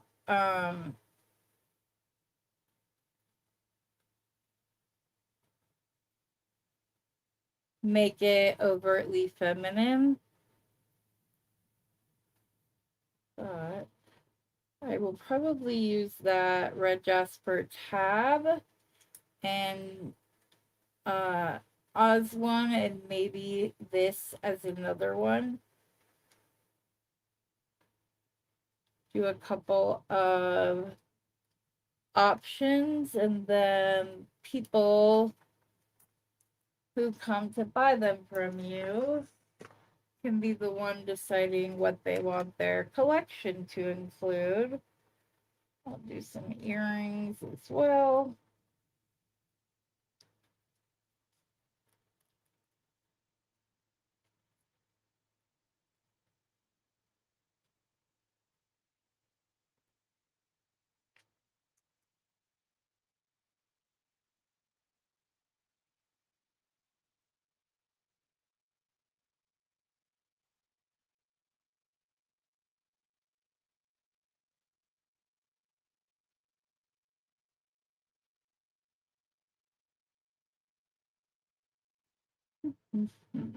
I think that's it, right?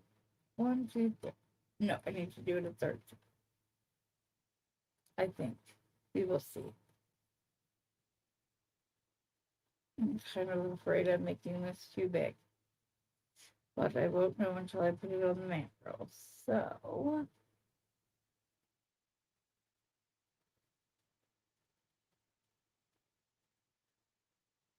I do have a large lobster clasp in there.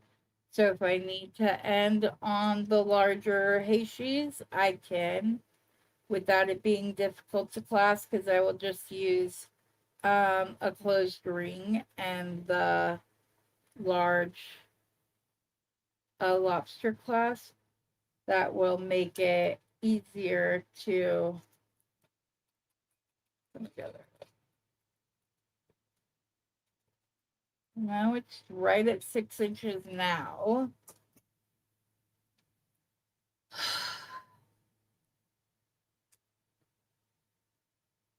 What to do, what to do.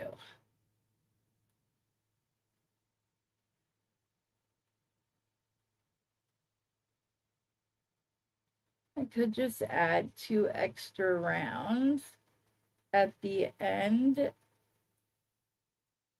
to get it to the same size as those others, or I don't, and then there's side options. Size options, sorry, not side options.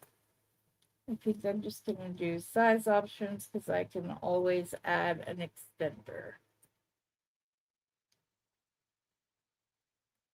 Okay, since I am able to stop with the small, You don't have to go with smaller stuff. Put those back where they go, Heather, so you don't lose those. Attach the clasp. Go back through. Okay, back to move freely, which is good. You want it to be able to make putting it on easier for yourself.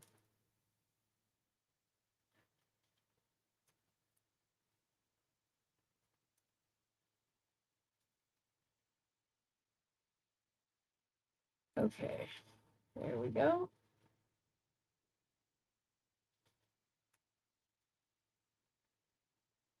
And I like to pull on the end of the soft licks that I'm pulling off.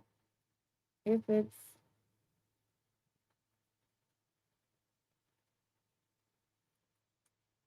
goodness. Anybody says Softlex isn't durable, send them my way. I will confirm otherwise.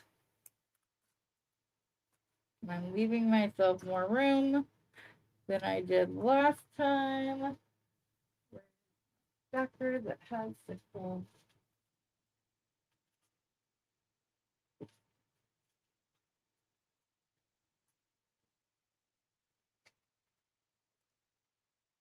Copper, copper, copper, copper, copper.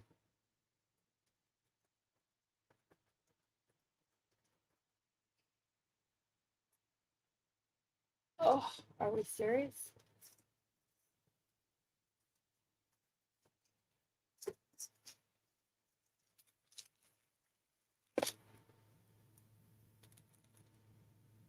No, I found one. It was not at all where it was supposed to be, but I'll take it.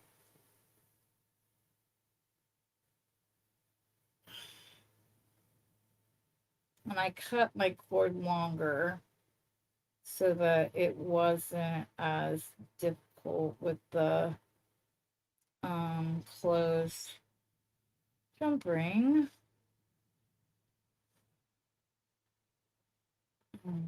My wires crossed, so it won't let me make it any tighter until I uncross them.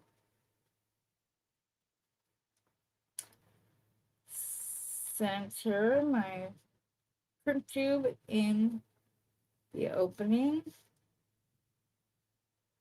Close it that way, kind of turn it.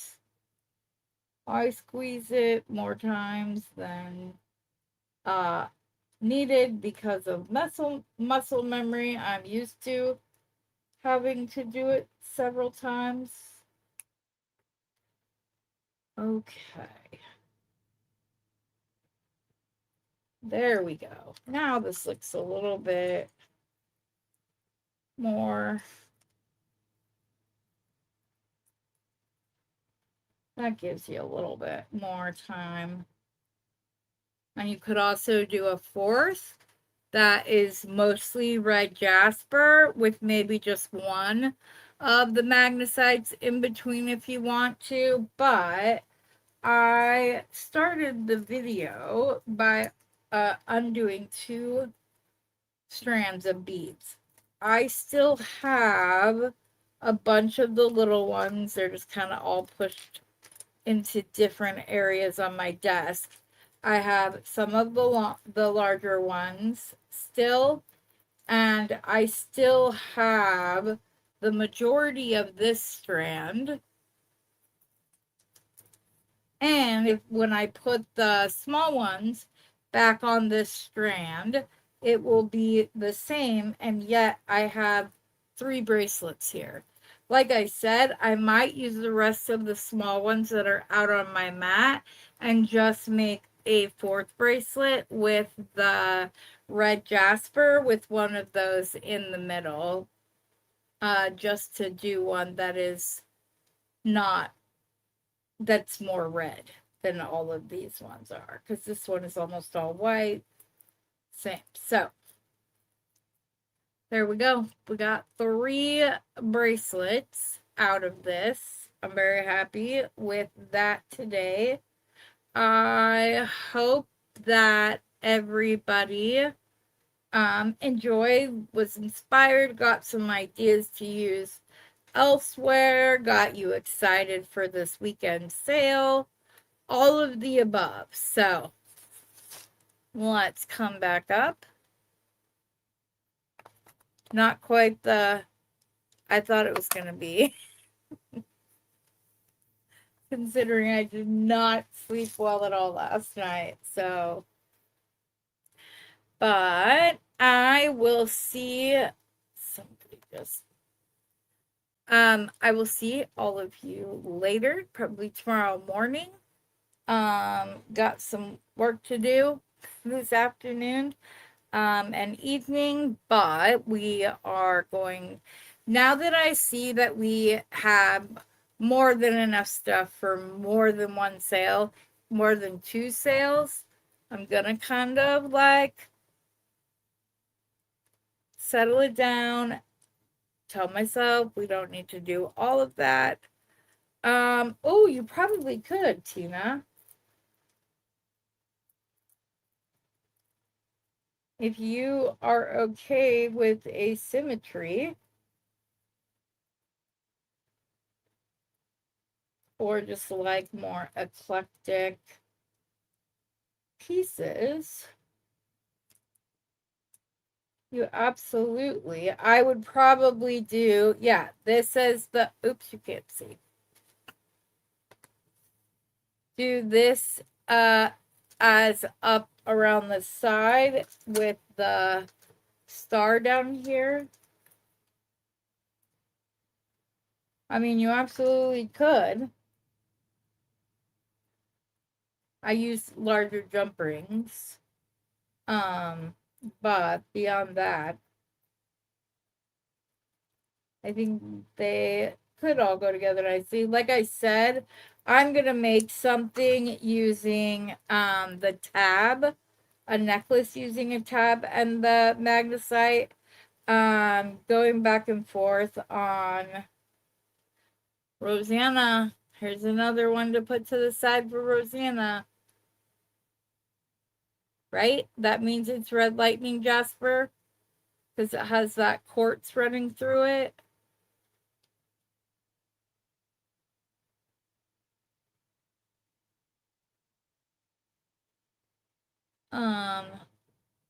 I've been pulling all of the red jasper that has that in it to the side for you, Rosanna.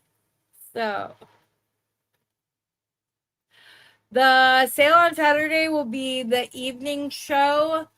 Though I will probably start at 5 p.m. my time rather than 6 p.m. my time. That way people on the East Coast aren't having to stay up really late in order to participate. But yes.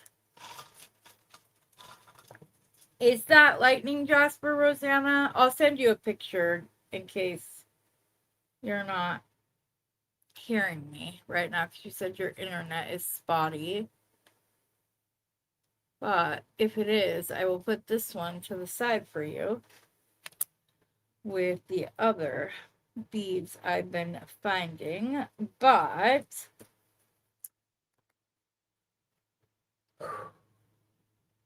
take a deep breath. I hope you all have a wonderful rest of the day. No, I'm Pacific Standard Time right now. So it's noon here.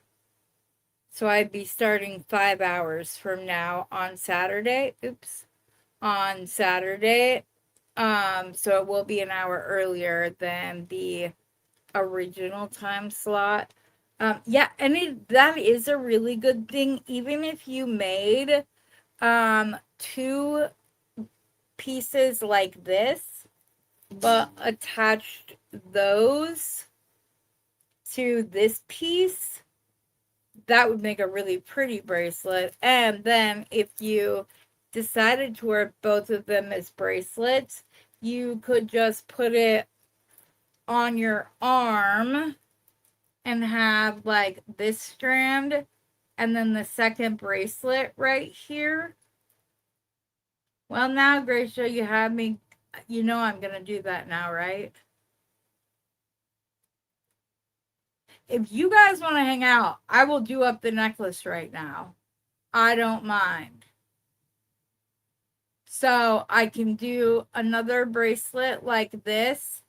And then we can, cause we're only, I normally start at 11, but because I'm filling in for, or I'm trying to make sure that Rosanna still has content while she's traveling, it's technically only an hour into my time.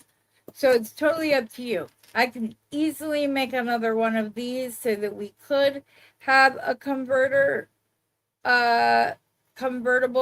one, and then I will put one together that's more of like a shorter Hawaiian style necklace. So, oh, that would have been fun.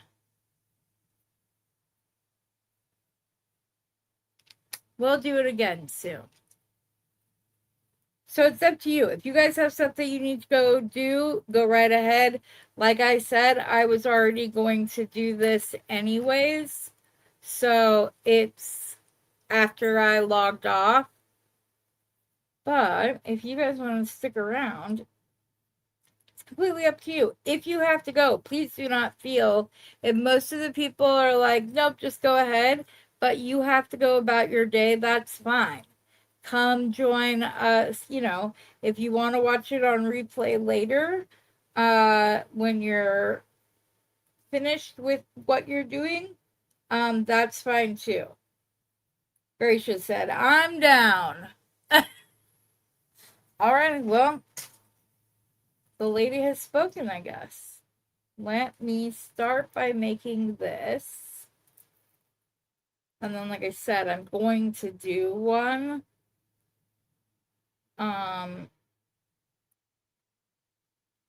Either with this, or I'll just do a shorter one with this one that has the white across it. So pretty. It's just a bummer. I hope that at least 20 gauge or 22 gauge wire will go through this, because the 20 gauge wouldn't go through it. So let's open this strand back up.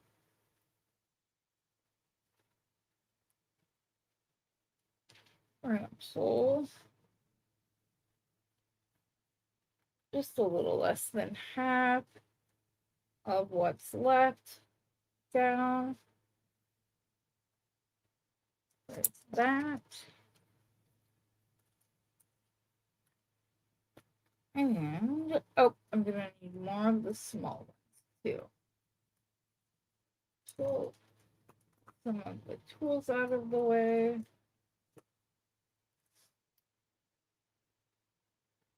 Then I'm going to cut some of the excess plastic cording too.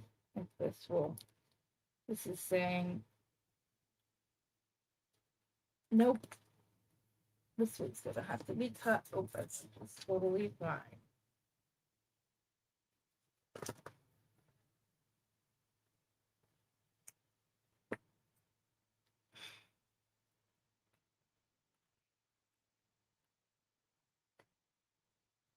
I am going to go ahead and pull these ones that look broken to my eye off the thing, so I don't keep picking them up and then taking them back off and then picking them up and so on and so forth, because that will get annoying.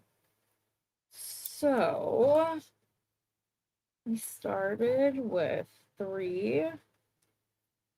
Oh, I gotta get more 8mm Jasper out. Thankfully, I can supplement what I got in my Bargain Bead Box with my stash. please remember that I get 2 Bargain Bead boxes. So if you're like, how are you making all of these pieces? That's why. Those are mostly. Okay, you're gonna be so happy when you see how many of these lightning red jaspers. Do you see this? Do you see these? Look at all of those. I have so many of them for you. This, and I didn't accidentally pull them out of the wrong slot. Those were out of the other slot still.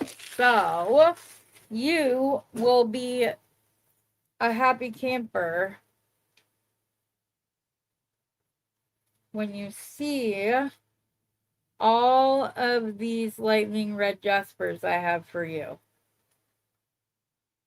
Like that one.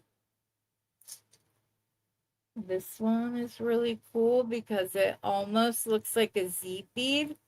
If it had gone all the way around, it would have.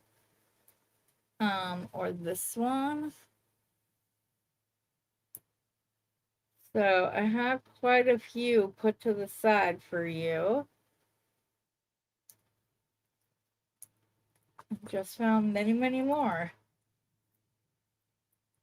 Okay, here's one. Um,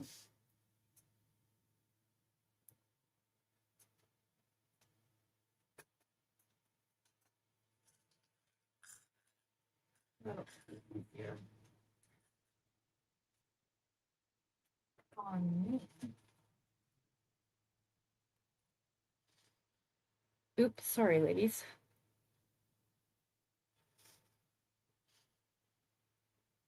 Oh, you got sick.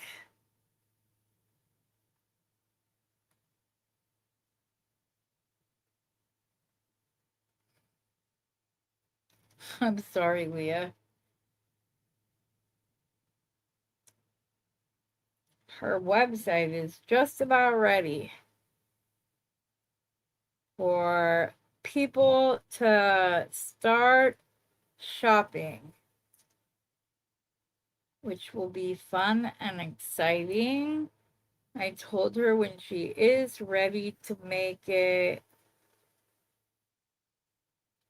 It's live right now, but when she's ready to announce like it's officially live, she can come back on Beading Besties and we will talk about it and show it off so that everybody can see the way she has it set up. She has things dialed in and organized in so many. Ooh, that one's pretty. I'm guessing that this must have been a strand of red lightning jasper that I got, or I don't know, but it has a lot on it.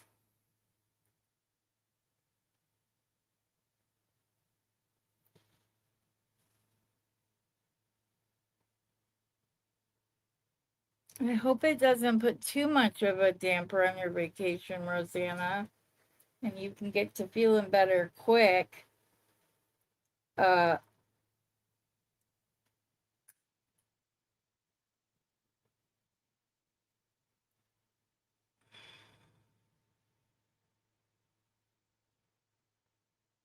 gonna keep you in your room at the bed and breakfast, or are you still gonna be able to go out to explore?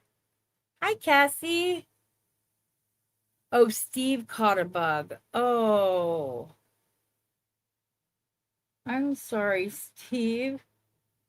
You both are wanderlust, but he really likes to go explore places. So I'm sure he is not very happy.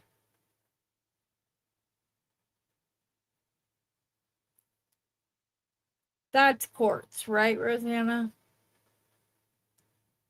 I'm pretty sure it is.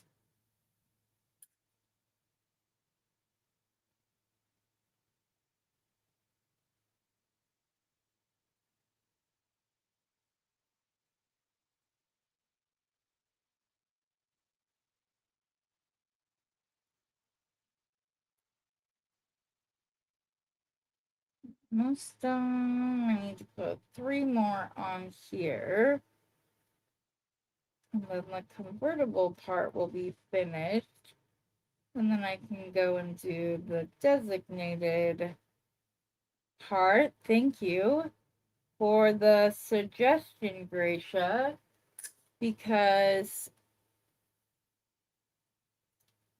hopefully it will entice people to come watch the video once I post it in BBB Creative Corner. So, one more, I believe. One more repeat. Yes, I think so.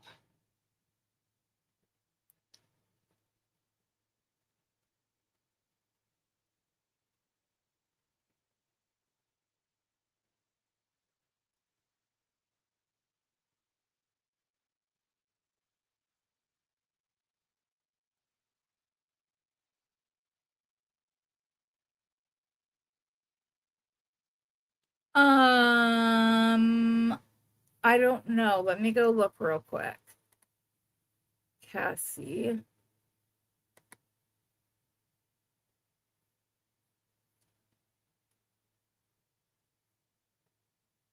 Refresh the community.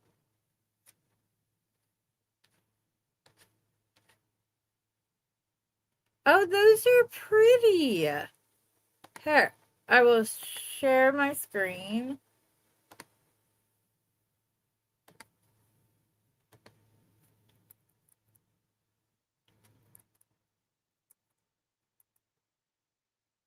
Hello, thank you. Add to stage. Those are Cassie's earrings that she posted. Very pretty. The twisted copper wire is so pretty and elegant looking. Very nice. I like them a lot.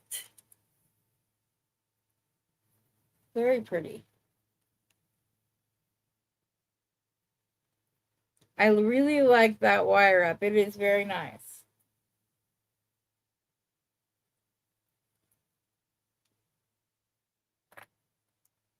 I feel like I just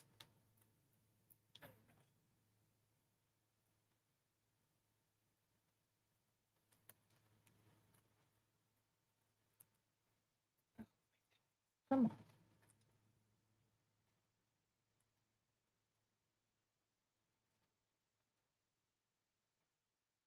Yes, those are the same size.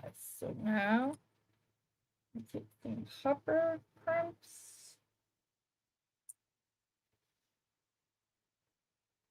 I'm going to do this first side, grabbing more of those closed jump rings. I just had that were in the wrong spot.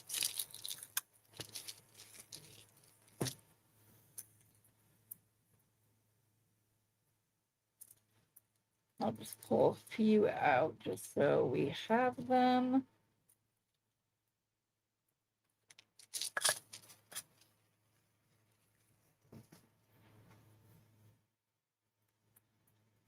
Oops, I just blew that. I forgot I'd already put the crimp on. I just sent it flying when I picked up my wire. I'm hoping it will be easier to do this end if it's the side I do first.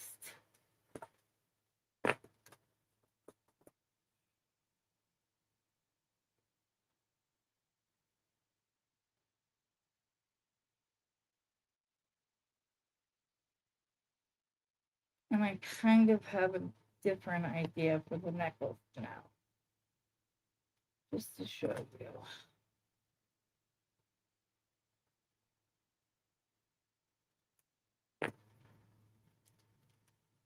Slide that down. Cut me a couple of extra inches.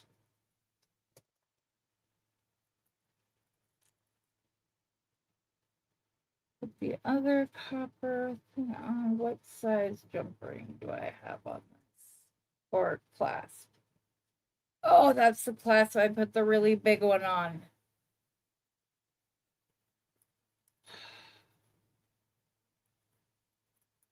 It's this size. I think those were the only ones I had, but let me look. Dang it.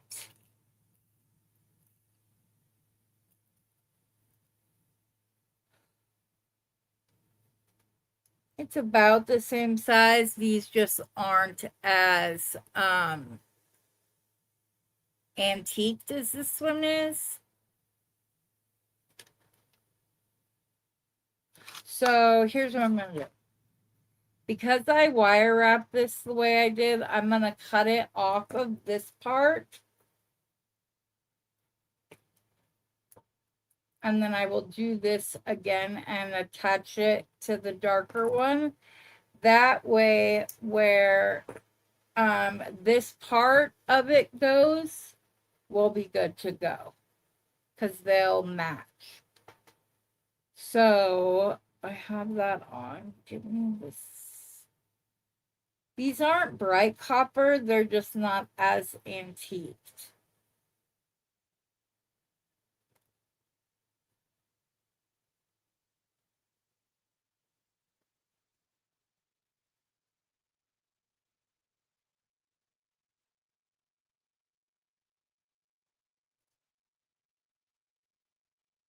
Luckily, that's how I attached the clasp on that bracelet. So I can still go back and do that really quick. 20 gauge. Oh, that is 18 gauge, I think. Not 20 gauge. Yeah, that's 18 gauge. Where did I see? There's the 20 gauge.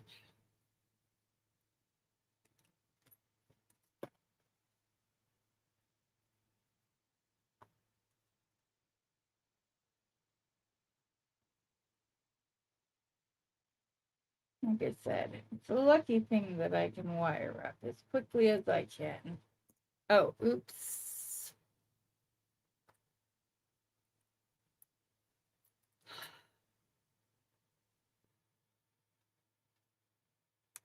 I forgot to leave room for the extra wraps. I'm not used to cutting or bending it, leaving space for additional wraps. So, oops, attach it, Heather.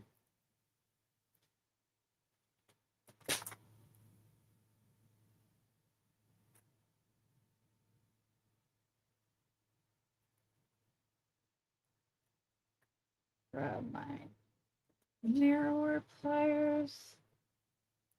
Come down, grab onto the end of the wire and wrap. Back around and wrap.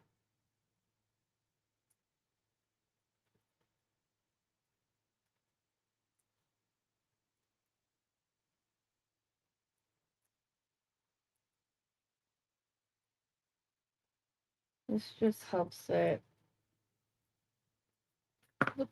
look intentional, which it is. So there you go. I think I need this to go perpendicular for it to, yes, I do.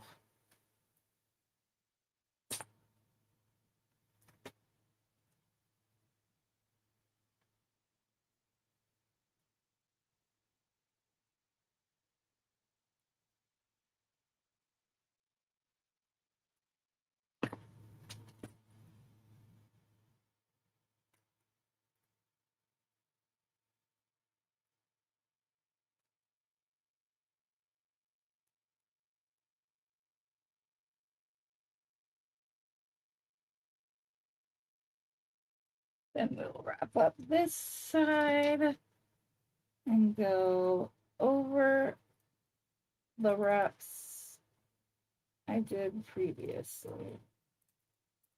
Just coil up and around them. Again, it helps it to look like it's what you intended for the flask. And I push that just past center. That way, when I come back here to clip the wire, it is good to go. Okay. So now we have that. We have both of these. So there's our convertible necklace / bracelet. Here's the other bracelet. This was my other idea. Hold on, I gotta find the box.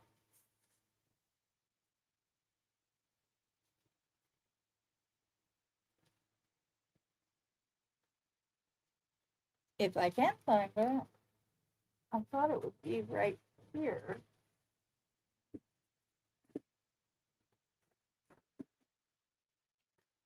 There it is. Because we could pull this out to go with it.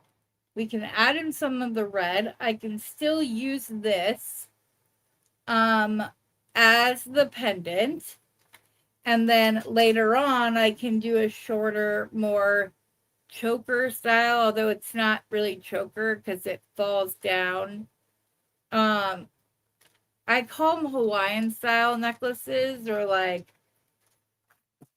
beach style, wherever you live, if it's near a beach. So let's play with a little bit of bronzite so that we can pull out the brown tones in the porcelain, because I think that will be very pretty. We just need to decide how much drama we want. I don't know.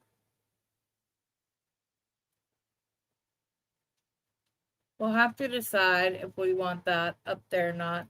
They're way too big to go up on top because these are like 20 millimeter at least. But look at all the foil. So pretty.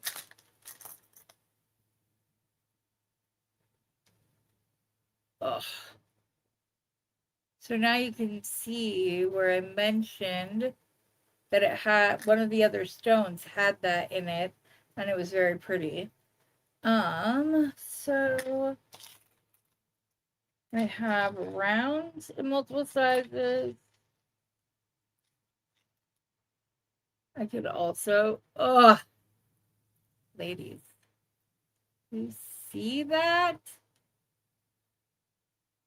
This one I want to wrap using the bare bronze wire to go with it.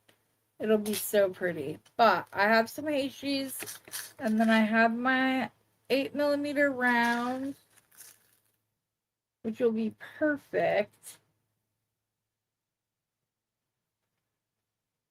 You can tell that we're a couple different strands combined because some of them are a bit smaller than others. So now that I see that, I'll just be careful to make sure that I'm using. They're not, it's like 8 millimeter, 8.3 millimeter kind of thing. They're not like a whole heck of a lot bigger, but like I can completely tell that this one is bigger than those. So I don't want to use the squares or ovals that Beth bought us.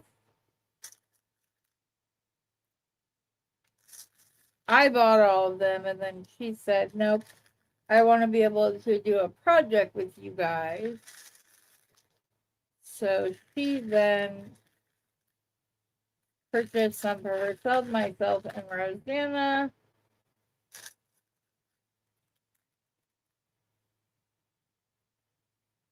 I don't know that I like that on top, but I don't know that I don't like that on top. I do have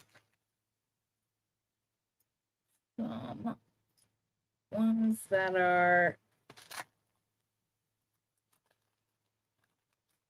this one has a lot of gold, no. That one has a lot of gold foiling in it. So I think that's how we're going to do that. If I need to pull out more of the 8mm rounds, I can. If I want to pull out some of the Heishis, I can. But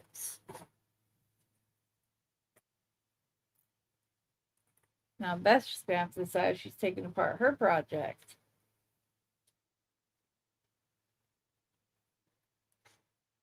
Oh, okay. So I definitely want to have a little bit of a moment. Do I?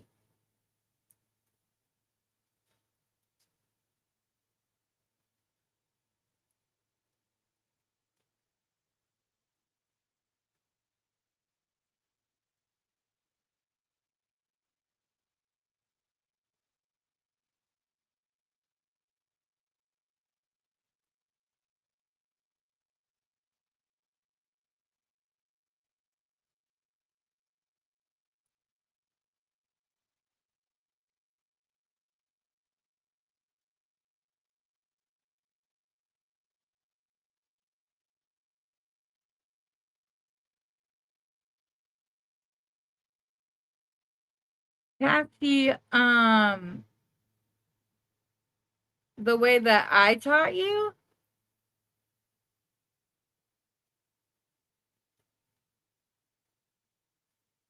Because I do, and since I started doing, have noticed a couple other people do it like this as well. All you need to do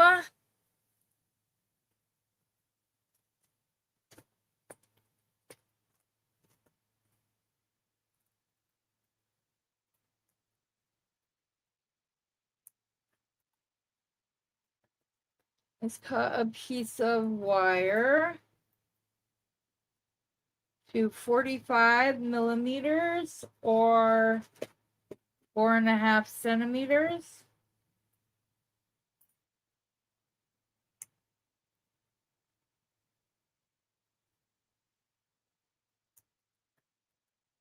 Like so. You take your first step and roll it down. Rotate your pliers, put your loop away from whichever size mandrel you want to do your loop around. I typically go around the 6th step, push that down into place. Do the same thing on the other side. And then I recommend you find a pair of pliers that you like that matches the kick. I like that part.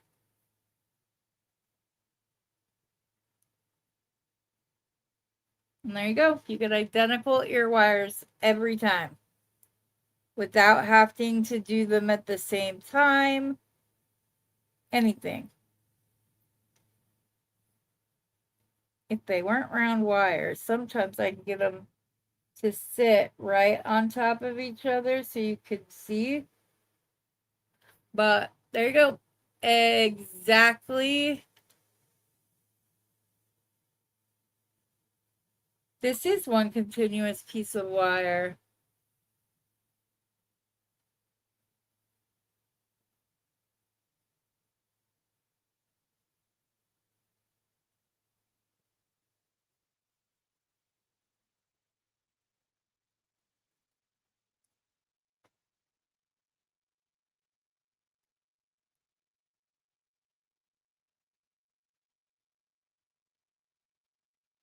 Really large bead look like the cactus is holding up the world.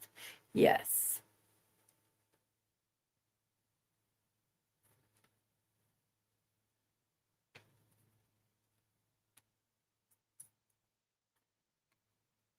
I hope that you went back and watched the second way to incorporate the chain into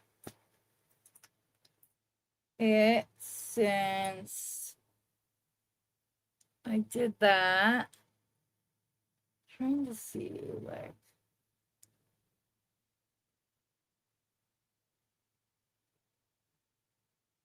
I don't know. I like that. Okay.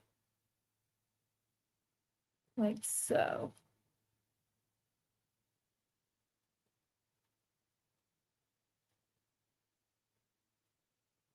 Oh, yes, I've done that as well. Yeah, okay.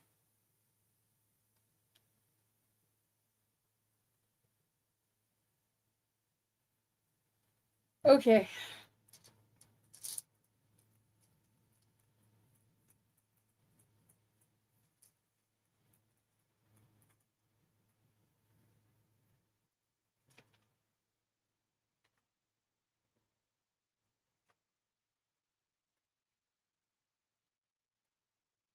Let's go ahead and get this going.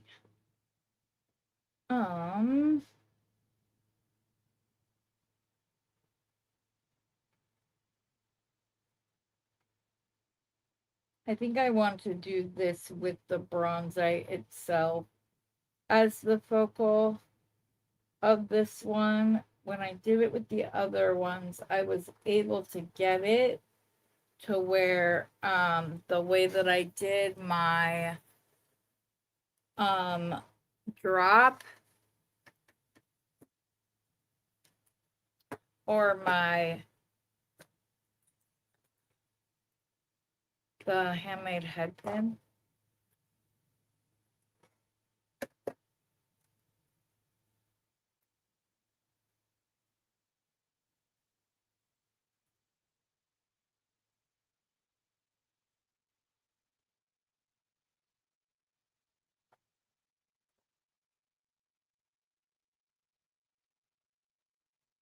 Where did I put it? I'm looking for my on crimping pliers. They're the only ones I have with bright green handles. So you'd think they'd be easier to spot. There we go. Is that my caliper? No. Yes, it is my caliper. Okay. I wanted to see the size of the two different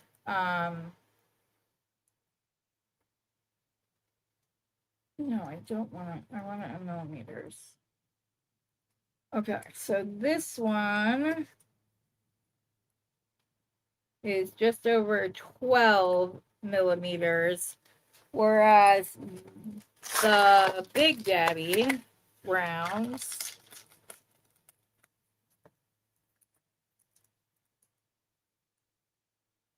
are 18. So I think that I want to go with the 12 millimeter though,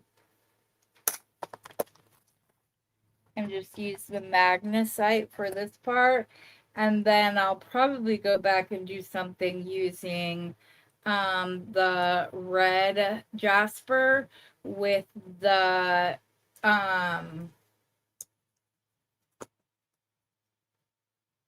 turn off with the bronzite rondelles that I have. And that will make it like a cohesive collection. Center that just slightly, cut off the excess.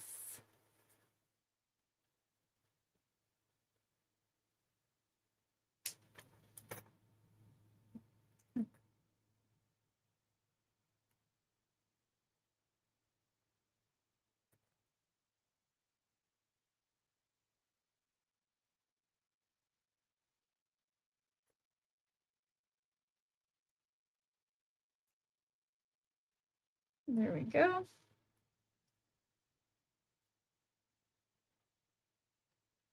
I think I like this side as the front, but I don't think I cut myself enough wire to do anything other than just a simple loop, which is fine.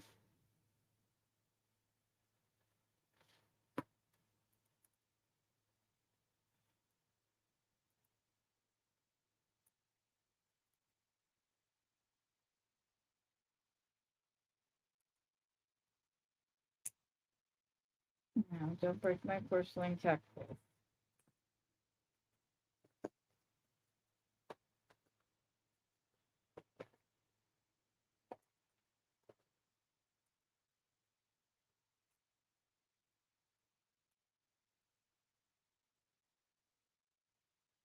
You'll have to send me that link, Cassie. I'd like to see.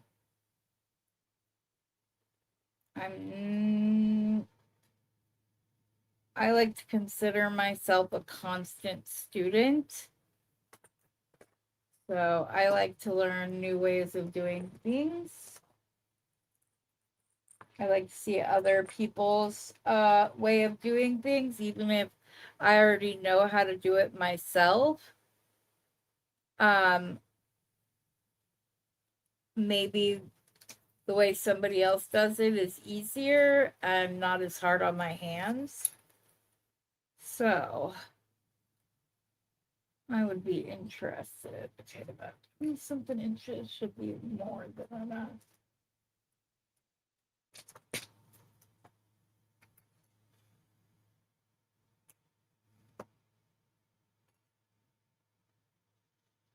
Okay, Leah did a thing in one of her videos where she did this,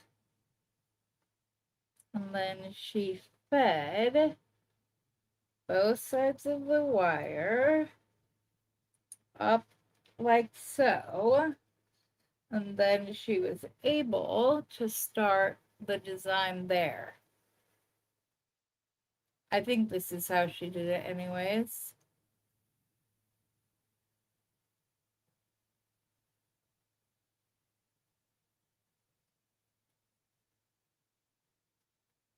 I don't.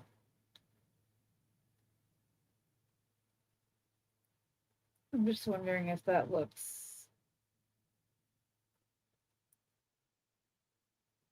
If I like the look with these specific beads. Let's see. I may have to pull out a little spacer, an antique bronze so they're not competing with space. Yeah, this one might not work. I wonder if I have another one that's really. I think I might use that for a secondary focal instead, and start with this on both sides instead.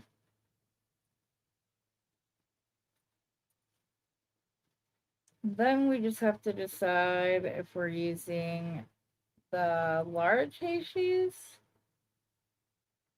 a mixture of both sizes, like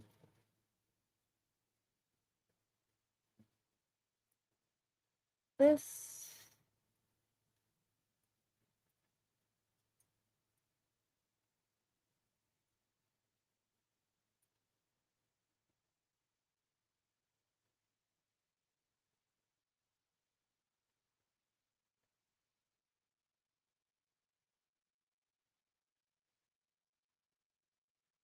I don't know that this needs a lot of flashy. I could add I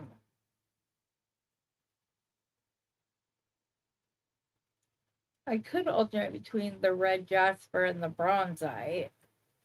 That would make it come together.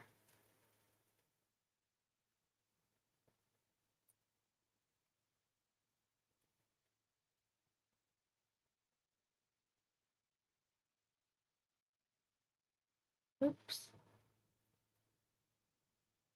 Sorry. Pixie is still really close. So hold on. Let me scooch this up just a little bit. Exactly. I will be exactly, Gracia. Exactly. So, yes.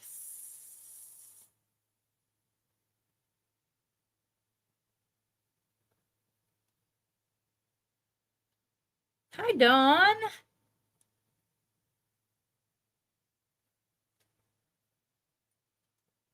I can do the red jasper. Oops, sorry. The red jasper, but I think I just like the bronzite with the cactus. I've got the other two. I think I just want to stick to the bronzite with this. If I wanted to create a little bit of something,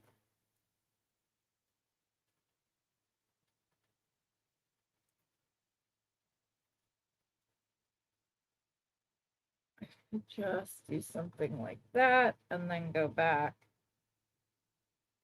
to the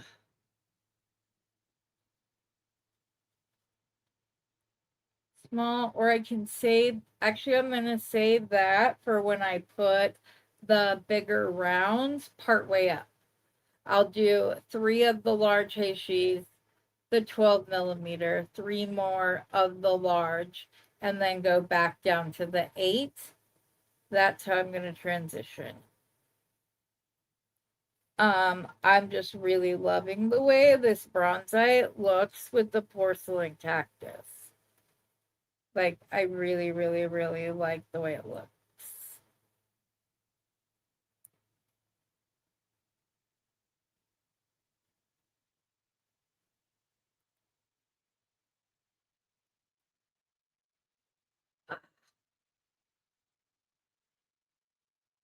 Sorry.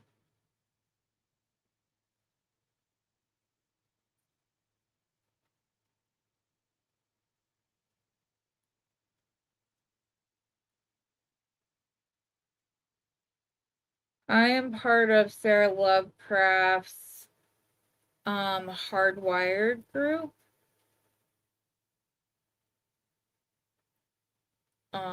Yeah. And then I'm a member of Rosanna's YouTube channel.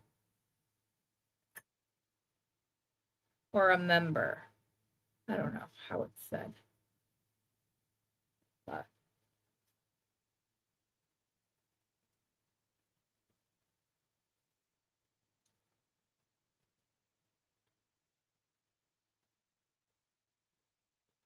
I think I want to do one more and then I will go to the larger bronzite.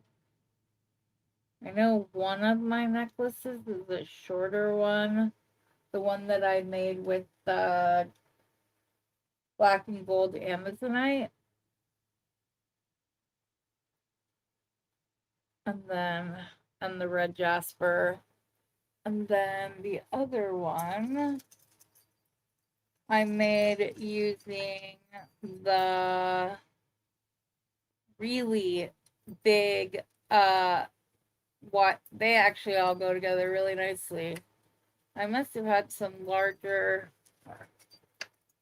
Let me see if I can do this without creating a mess for myself. So there's that. And then this.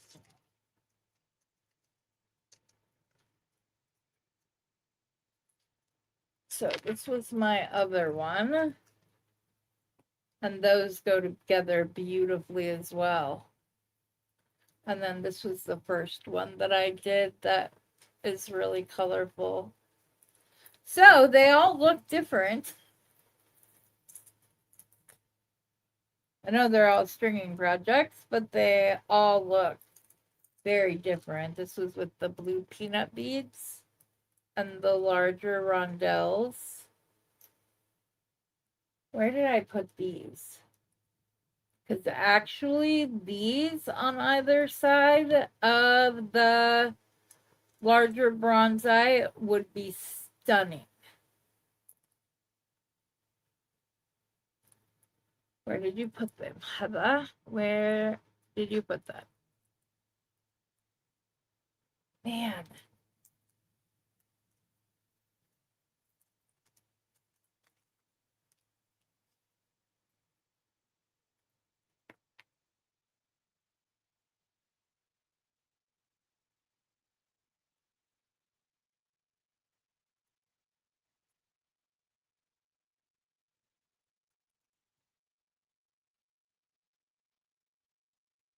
Yes, I learned from Gracia's pictures and her designs all the time.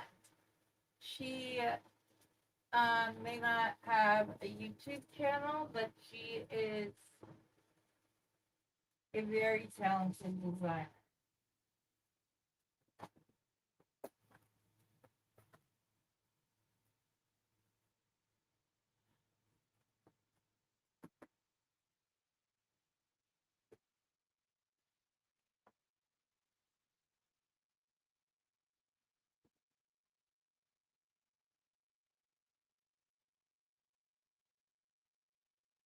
If I see them anywhere, like right off the bat,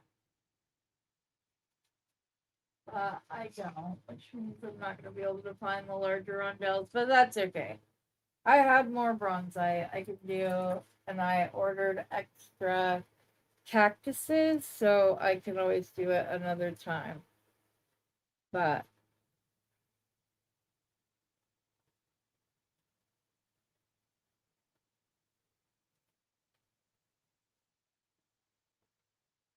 I'm sorry if you don't feel like you're learning as much from my videos as you had hoped, Cassie. I think you just happened to pop on to a, the stringing ones back to back, but miss the other ones in between. But just like I told you though, you asked to see something and I demonstrated it in last night's video.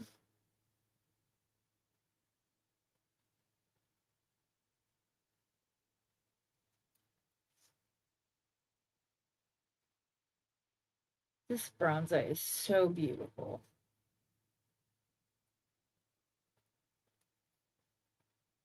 Right there. So if I want, I think I want to take this off because I think this is where we're going to start. I'm not going to lie, I'm straight up ready to cut one of those links apart on the blue necklace.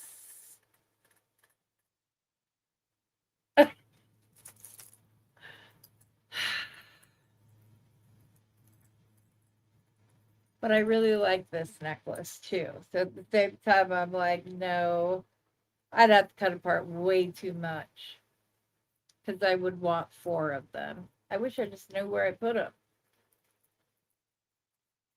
I would, oh my, no, but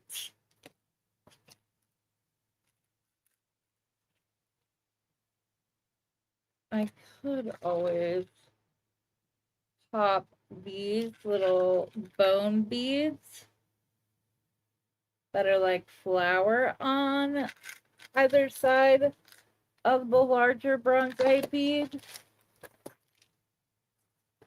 Let me find two more of the 14mm that have really pretty sparkle to them. Oh.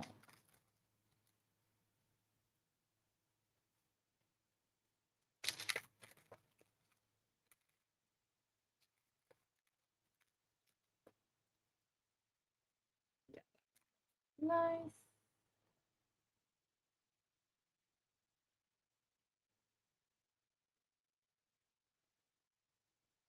Let me see here now.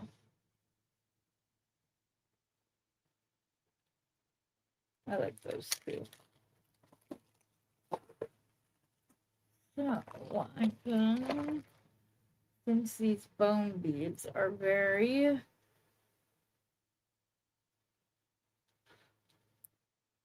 close to the same color,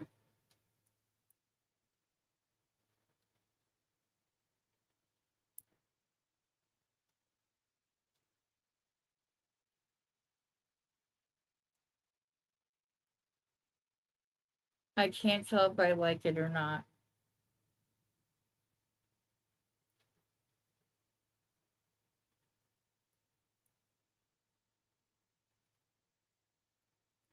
Yeah, she has a YouTube channel, but her YouTube channel is changing because she accepted a full-time position with I think it's Shop LLC, but you have all of her previous designs that you can go and check out.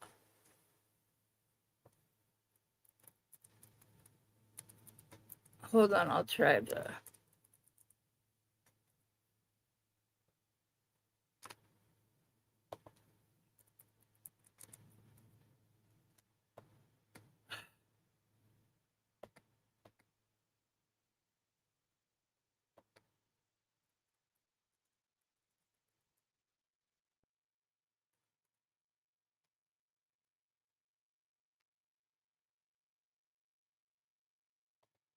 I'm just grabbing it really quick.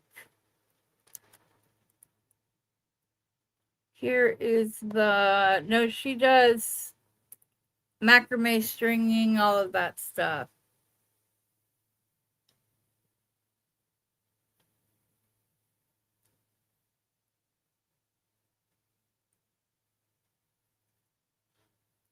I wish these were a little bit smaller.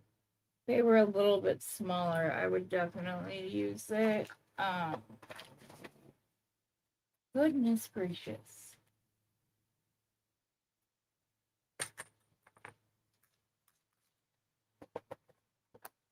I want to save this star for the middle of a shorter necklace, Rosanna.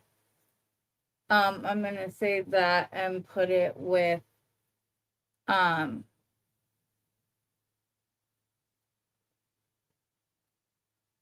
the design itself. That way, yeah, that's what I'm gonna use that one for.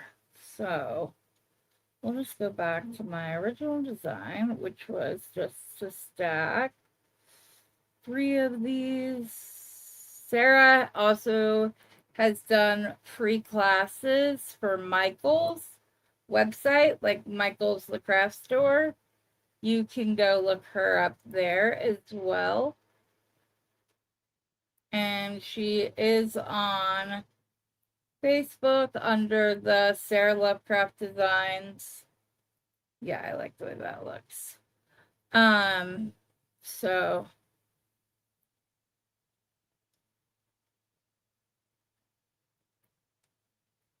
I count myself lucky to call her one of my mentors.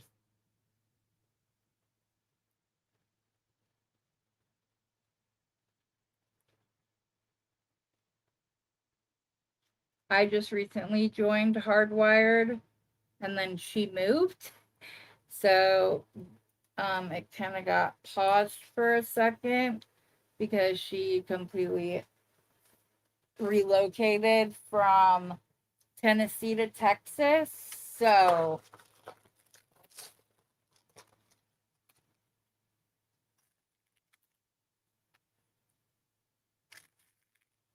but she also has a Patreon group or a Patreon account as well.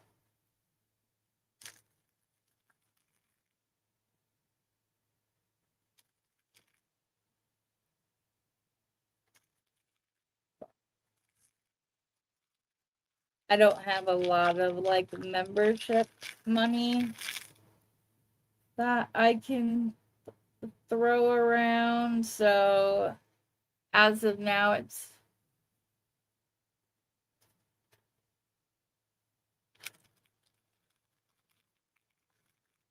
Randy, Rosanna, and Sarah Lovecraft's design. If you have ever thought of becoming a member of my channel, it would be a good time to do it because the $9.99 a month will get you 10% off of any sale and or personal shopping that I do. I should go put on $5 a month one, and then that would get you 5% off. The 10%, if you spend $100 in any one month, then it kind of pays for itself. So, see, some of these are bigger than the other. And I'm using the smaller one. So I have 2, 4, 6, 8, 10, 12. I think I need at least 8. That one looks bigger. So does that one. I want at least 8 of them.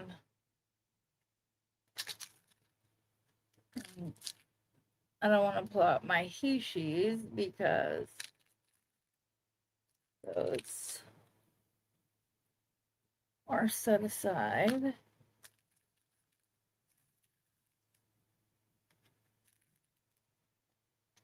Okay, well, there's 6 for now. Anyways. So.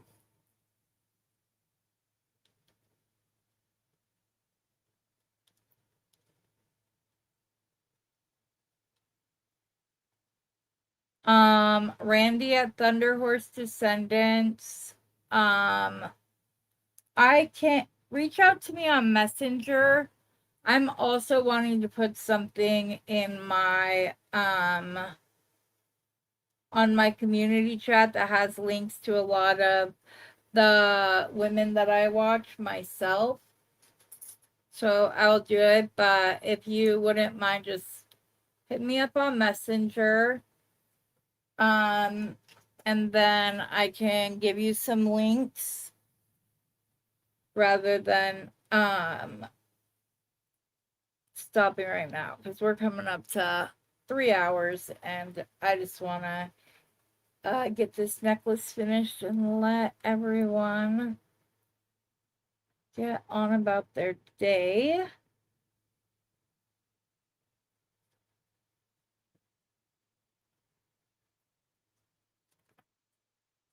Kelly's Bead Boutique, she's retired. She's retired now, but her channel is still up. Just spell it Kellies. So it's Kelly's Bead Boutique. She's a good one to watch, especially if you like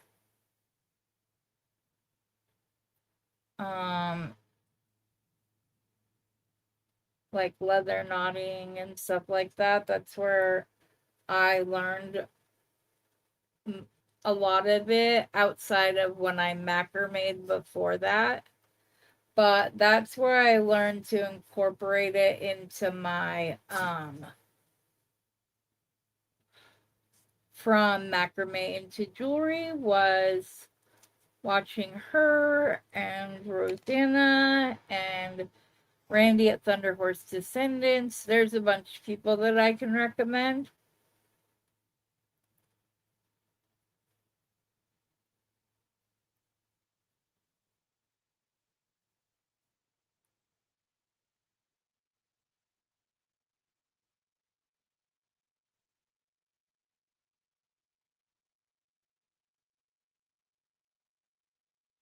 I'll put a post up in Beading Besties too, so that everybody that has channels can drop links.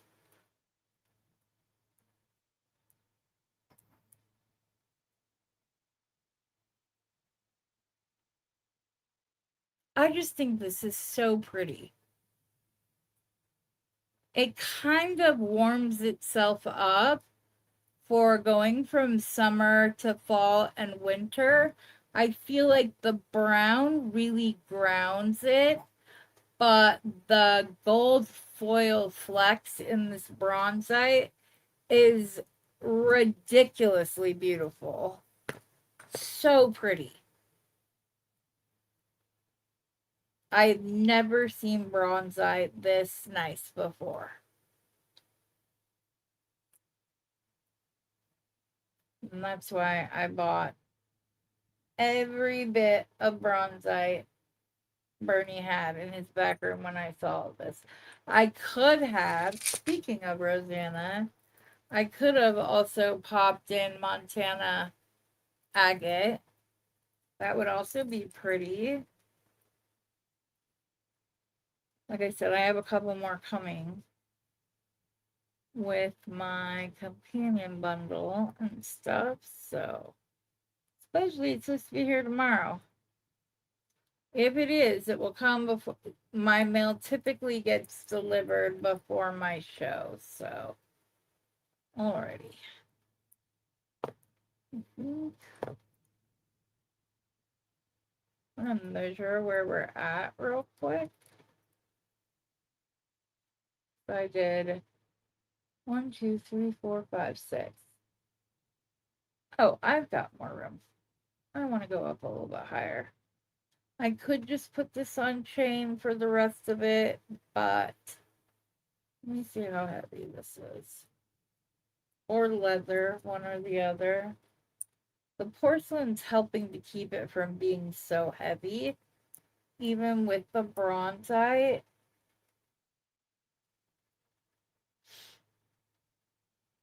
I really like the way this looks. And y'all know I don't normally bead all the way up to the back of the neck, but this one would be worth it. Where did I put the big Keishis? There's the little one. Oh, here we are. Oh yeah, this is the one that was being stubborn about. Coming unknotted. Just need a few more.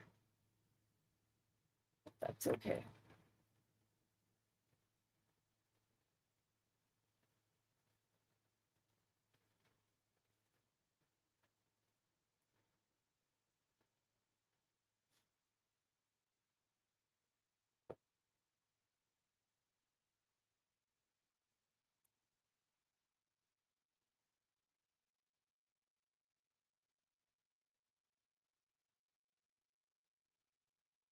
Isn't it called a round robin when you call out for like roll call? Or maybe it's just roll call. That's probably what I'm thinking of. Knowing me. 2, 3, 4, 5, 6. This one has 4. Finish up this side. And then we will call it a day here, but I will probably finish and make some earrings to go with this. I am going to finish with the magnesite. And I'll probably put a few more than is needed of the small ones, dependent upon length. That's what I want to do real quick, because I do see this being a sweater necklace, which just means that I'm okay with it going down over my bust, because I'll be wearing a necklace or a sweater. So, and I know sweaters have different necklines. I'm just saying, okay. Cannot find my measure. So this board is 12 inches. So yeah, this is only like a 16. If I had to guess the length right now, I would say 16-inch is all we're at here. There's 6. Yep. So I think from this point on, I will just continue the magnesite pattern for a little bit longer. I go back and forth on which chain I would want to add to this. So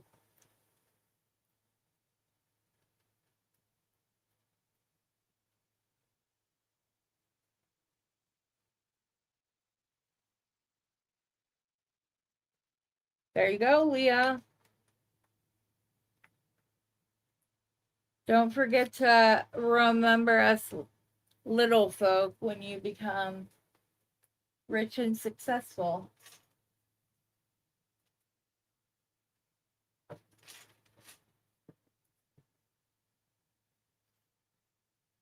Mm-hmm.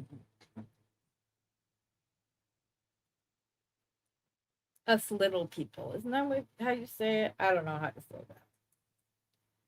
I can guarantee you Leah's sitting over there at her house shaking her head and saying, "Shut up, Heather." I think I might do this.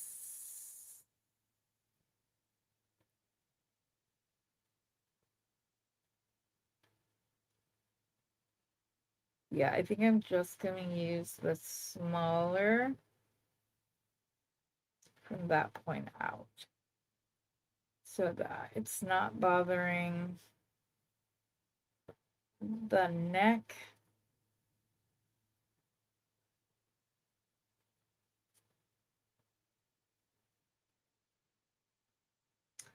Two, 4, 6, 8, 9,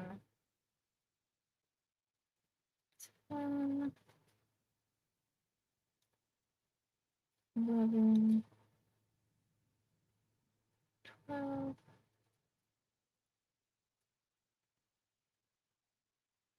13, 14, 15.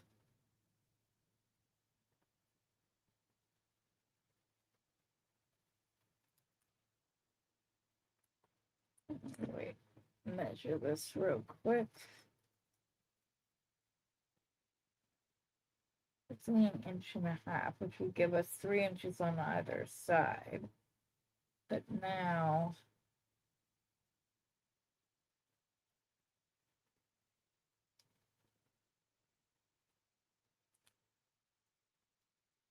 I think I might just want to go back to the pattern. I don't like it with just that one. So I will just keep the pattern going. I'm sure it will be fun.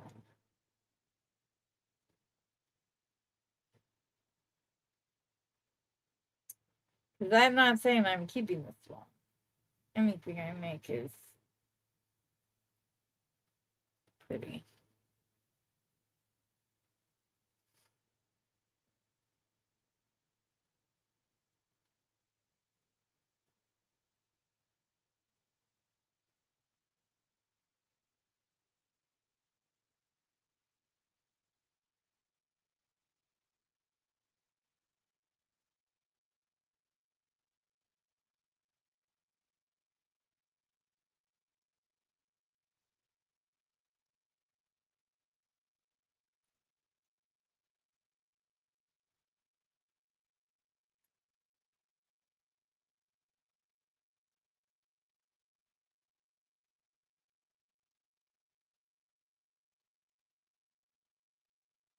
Everybody's jewelry journey is different.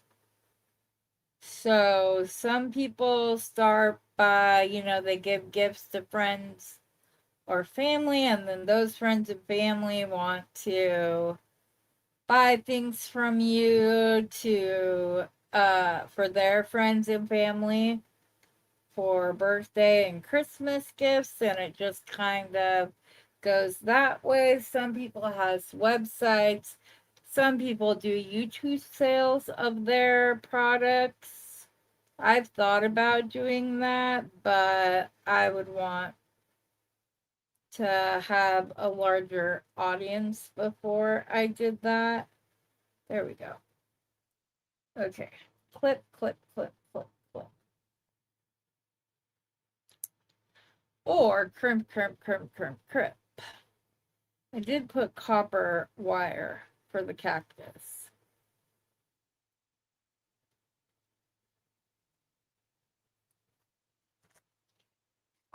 So I will probably still use that because I've got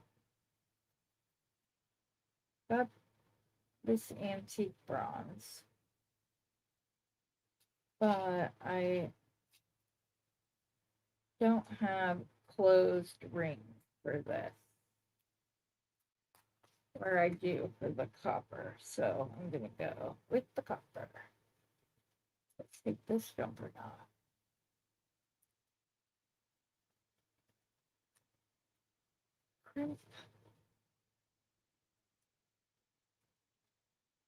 Some people sell it on Instagram. Some people go on Whatnot. Everybody's jewelry journey is different.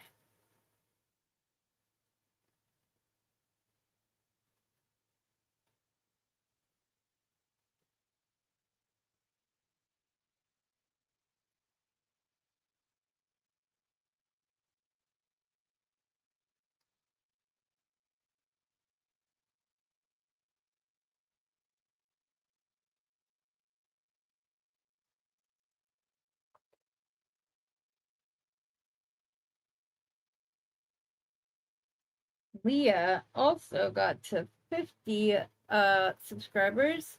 So now she can go live, which is cool.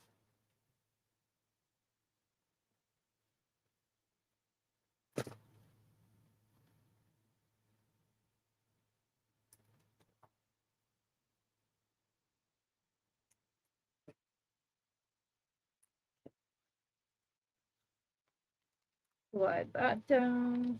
And then we will finish up the back of the neck for this one.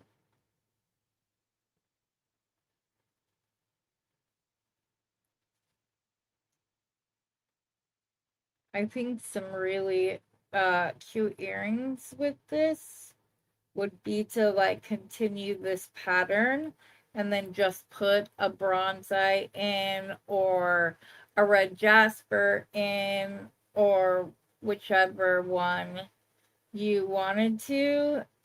But I feel like, personally for me, I feel like the piece that pulls all of this together as a cohesive collection with the red jasper and the bronzite and everything would have to be the Amazonite, because the Amazonite pulls the blue in. The blue kind of pulls the bronzite in. We've got the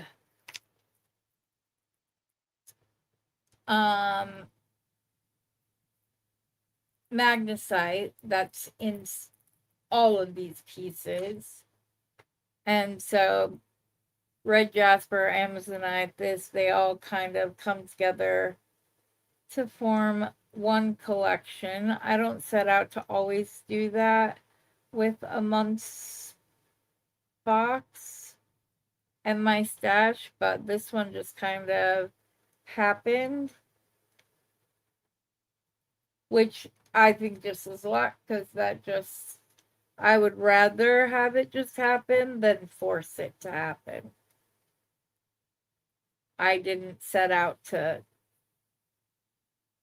for this to all be intermingle. Obviously, I would hope that there were pieces that coordinate well with other pieces, but I didn't do that by design.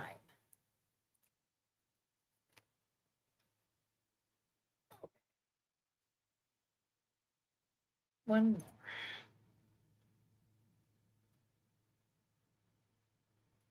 And then we will crimp this side, and I will let you get on about your day. This started out as a bracelet thing, went to a necklace thing. Which, that's all your fault, Gracia. Jeez. I'm totally joking. I think that, and this is pun intended, there are many facets in the jewelry world, and I am not a proponent of uh-oh.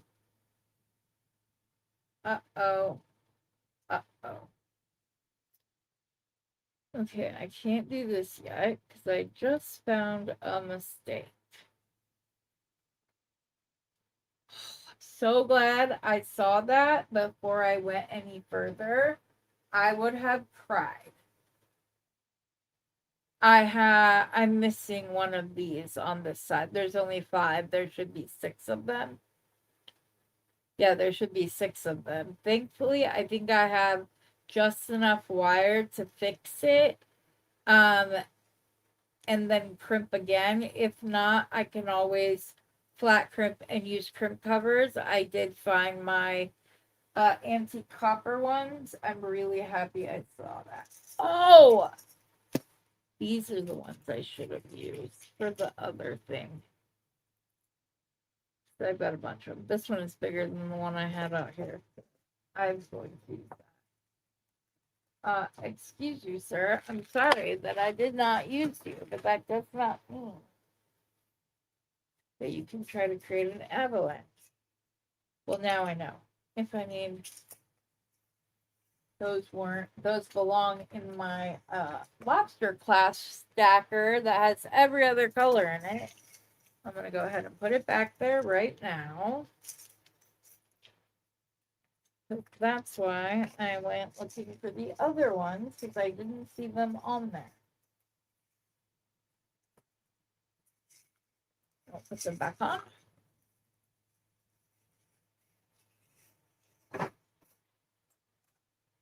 Get in the habit of keeping it correct. Okay. I really want a clip now, but I don't see one. Now I only wasted 1 crimp and not 2. Oh my gosh, come on, thank you.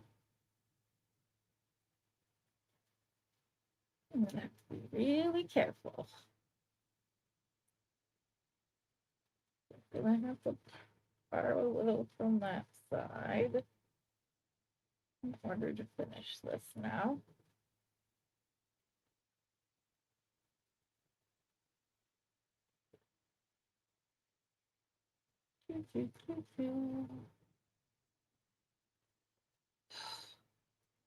If I hadn't almost dropped this when I was comparing the sides, I would not have noticed the mistake.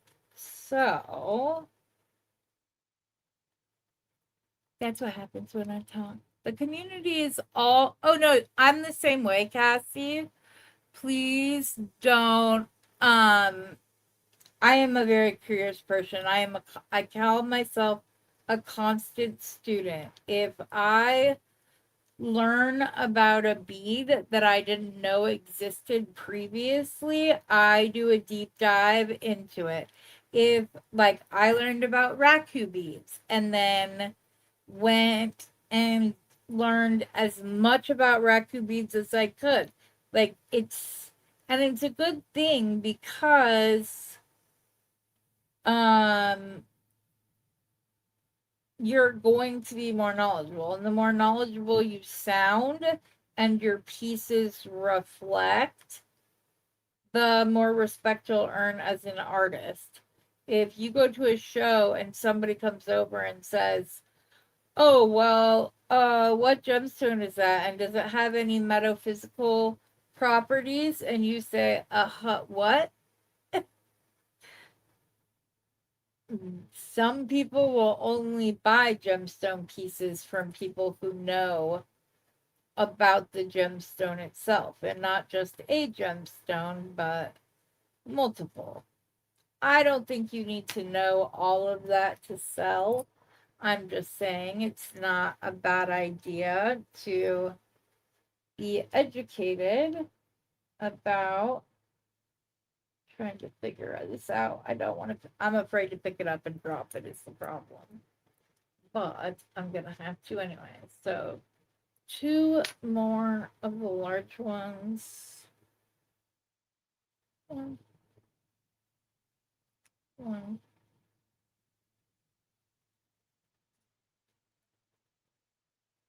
You just type very quickly, I think, so that sometimes it seems like we're answering a question, and there are 3 more before we're done answering. That's all. None of us have a problem with you being a curious person or wanting to learn. Now, I'm going to be completely honest with you. That is not the case that you will find with everybody. There are going to be people that are going to say, nope, in lives that are going to say, no, you can only talk about the stone, the design that the designer is making right now. That's all you can talk about. That's all. Unfortunately, that exists in our community. I am going to have to flat print this one, but it's okay. So you just want to kind of feel your way out when you go on other people's lives, and remember that I'm telling you this. Wait, these only have one loop. Why did I buy these? I bought these from Bargain Bead Box.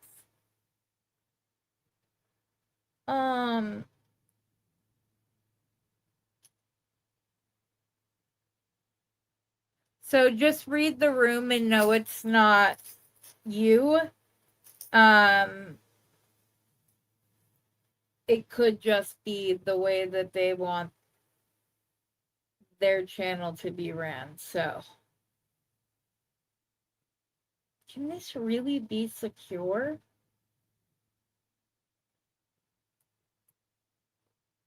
I mean, not that the necklace would fall. I guess it should be fine. Sorry, I have never seen this kind of print cover before in my life. Like, ever, ever, ever. So, I'm a little taken aback.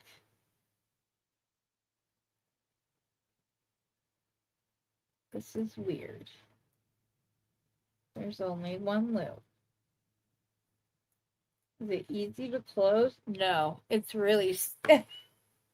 It is not easy to close. Well, that makes me feel better. I'm going to have to wear this for a couple of days, though.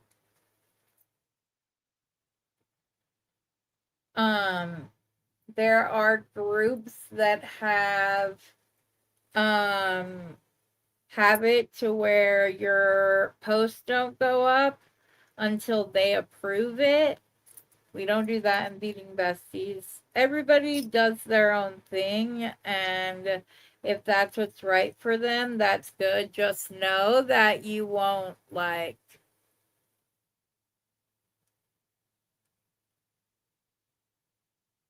hold on. You're not an encyclopedia, Leah?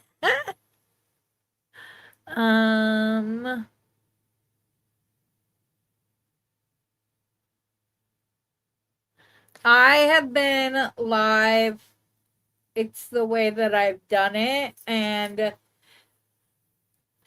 even a year ago, 2 years ago, most videos were recorded and put out, and there's been a shift in that as well. I am not taking credit for that.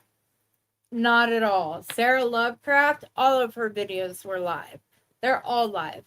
I have never seen a pre-recorded video of hers. I've only ever seen Sarah live. Now, is that going to change now that she has her new job? It may, but I'm just saying that the majority of creators did not do lives, and they certainly don't do them on a daily basis, and sometimes 2 in one day. When I do a recorded video, it's usually because whatever I'm designing, to do so live would be difficult. So, like, to show how to do this crocheted lace choker on a live video would be very difficult because it's time consuming. Whereas if I record it, I can start the row and tell you, okay, I'm going to go all the way to the end of the road. Meet me there. Pause me and meet me when you get to that point and everything else. Otherwise, I would have to have 4 different chokers all made in advance at different points of the design. I would need to have one where it's the whole first chain, and then maybe I start the second, then I'd have to have another one that had the chain and the whole first row going into the start of the second row. All of that stuff. So this is one that I would do a recorded video for, which I am working on doing it. So, that's up to you. If you're so can't hide your emotions, and if someone hurts your feelings, it shows, which I'm one of those people. But then we figure out with you that you're not trying to be disrespectful or anything like that. You're just a curious person, then it's fine.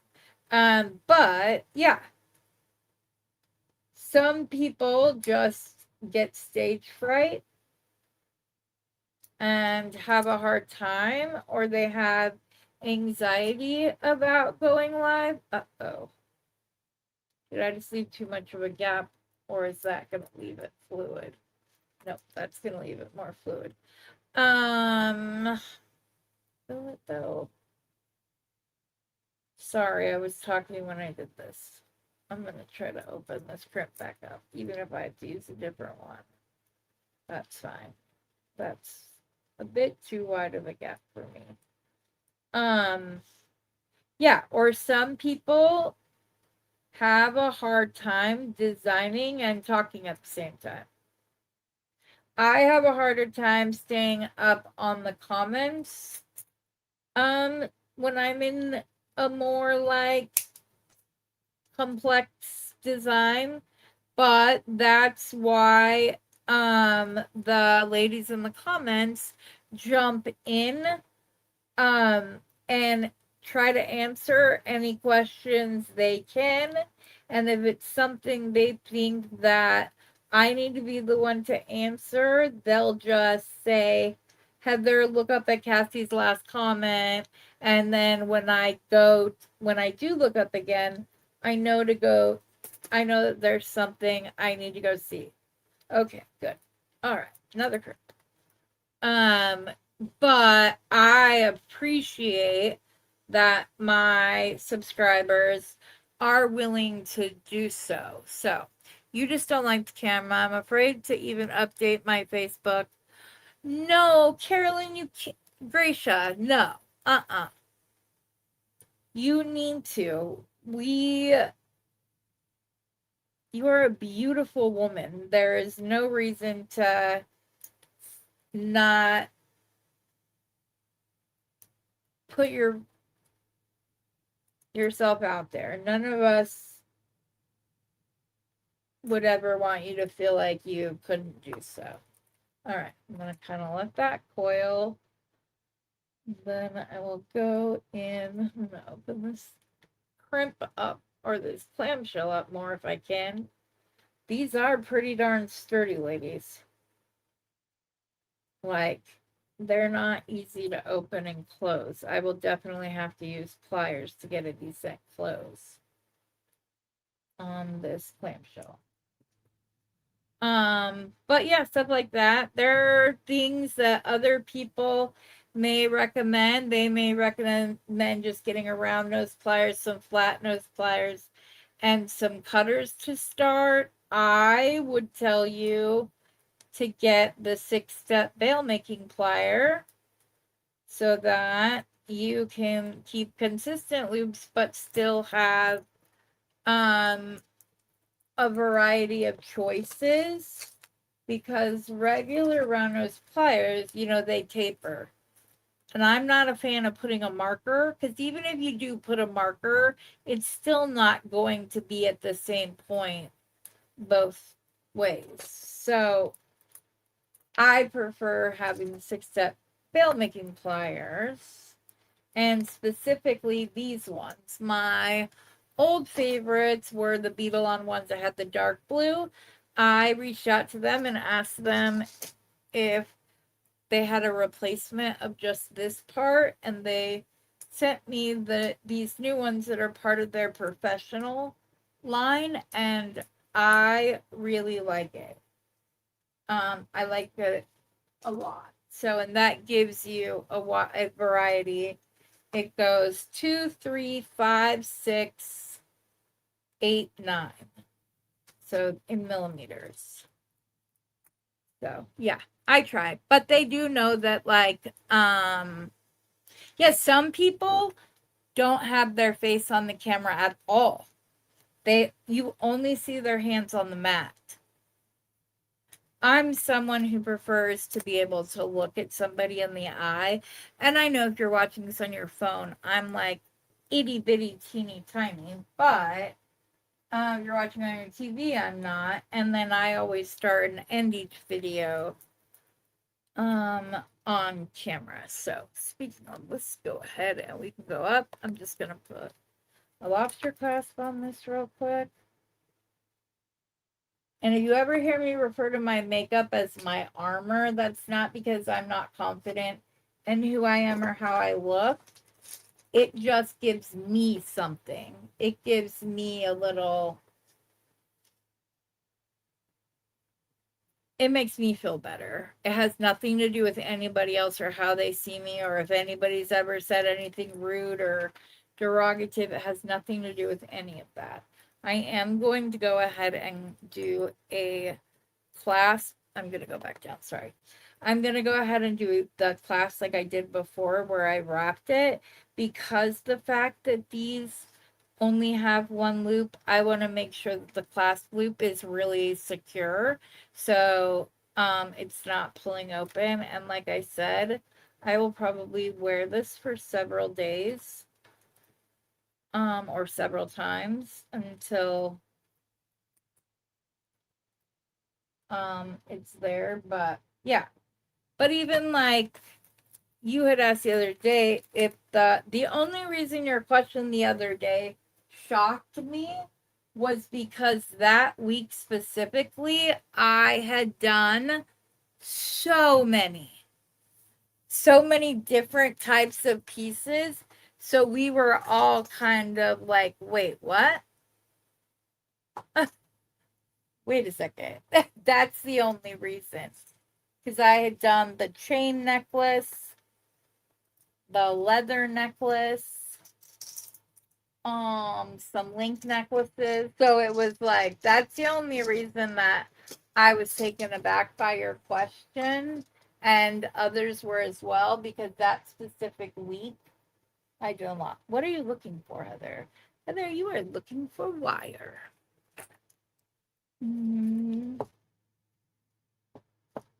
So that's the only reason. And I hope you didn't feel, nobody was trying to make you feel bad either. They were just all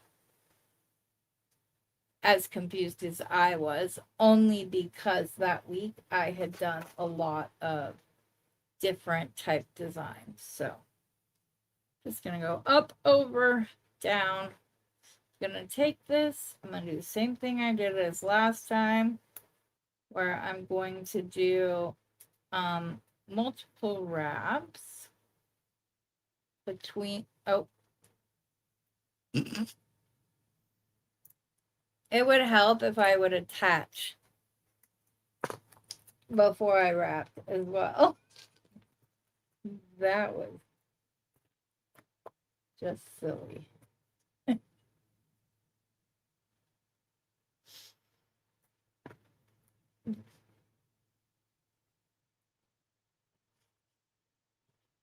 Nope, I almost did it again.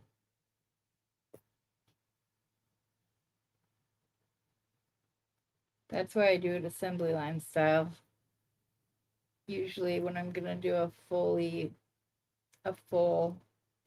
connected piece, because then I don't tend to wrap my loops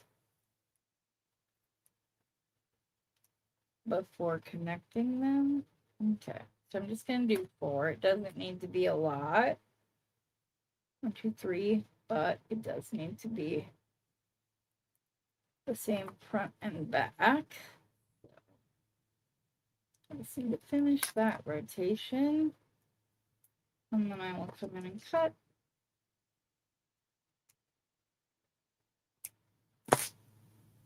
Like so. And I'm going to bend directly at the cut right there, make my loop, attach my closed link, and then I will go back and wrap over the top of the previous wraps.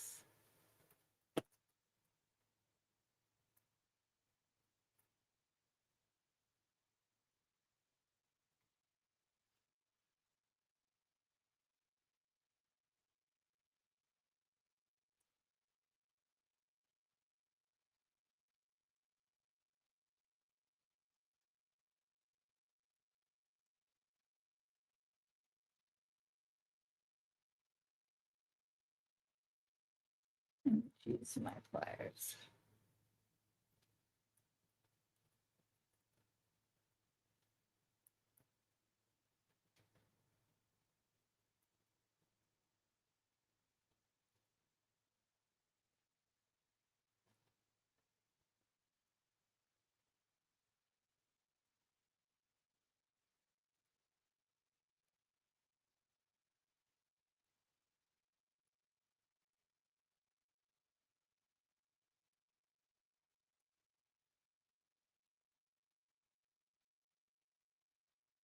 I know I referred you to Becky and Jenny previous, but like I said, I need to put together a list.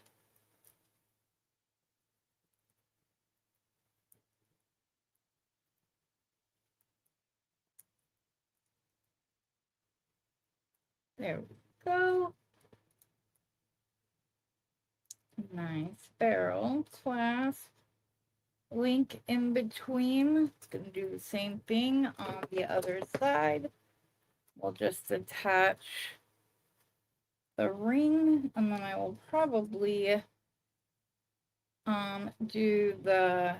attach the necklace at the end, so that way I'm not having to hold all of that weight throughout the entire wrap process.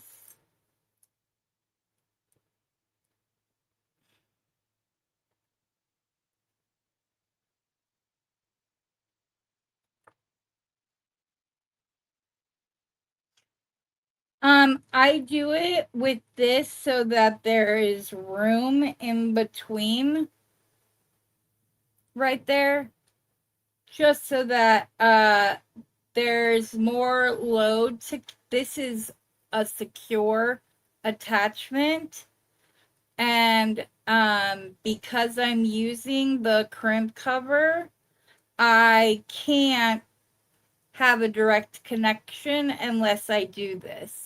I would have to have a jump ring. I would have to use a jump ring. And since I'm not a fan of jump rings all the time, and also because I've never used a crimp cover that only has a single loop, I want to create a link in between the crimp cover and the closure device. I don't always do that. And some I'm perfectly fine with using a jump ring for. It depends on the style. And in this situation, it's specifically because of the crimp cover that I've never used before. So I'm kind of hedging my bets by making a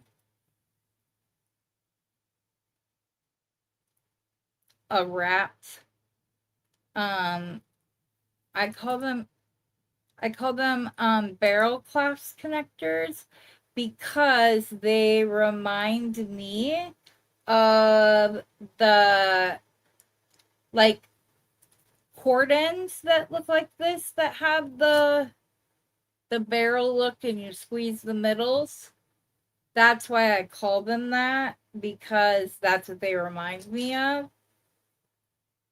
I I do this. I have never seen anybody else do this. It's just my personal Wait, why did I just add another jump ring? You already had the jump ring, Heather. You needed to add the link.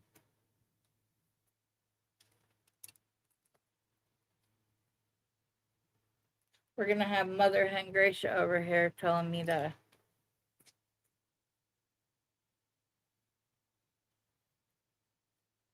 go eat.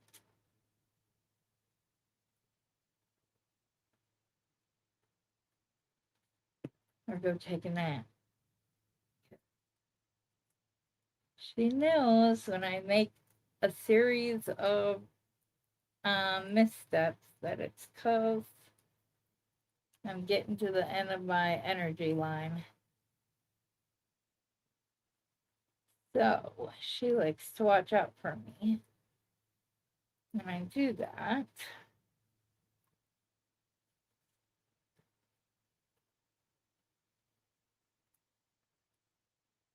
If you don't mind me asking, Kathy, how old are you?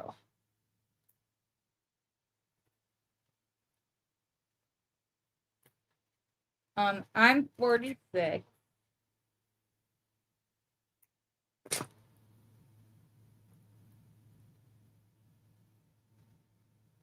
I'm just curious. I know you are.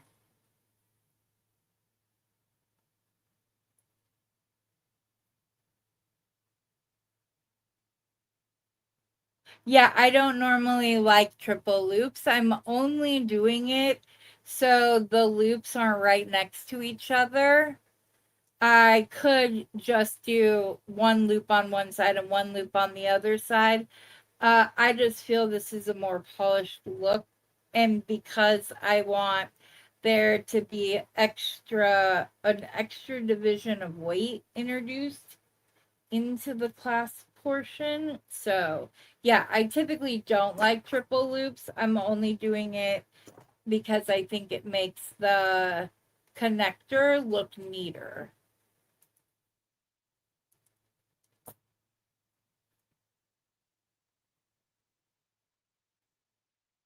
You guys are all like, whoa, wait, what? Huh?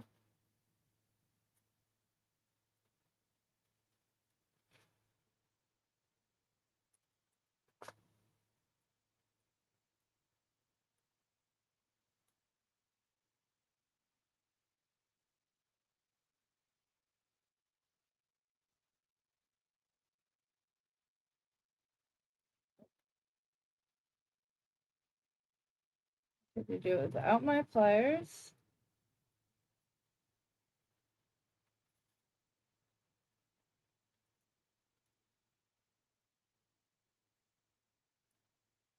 Well, this one's going to be a bit of a messy wrap. You guys might not count it as a messy wrap, but I will.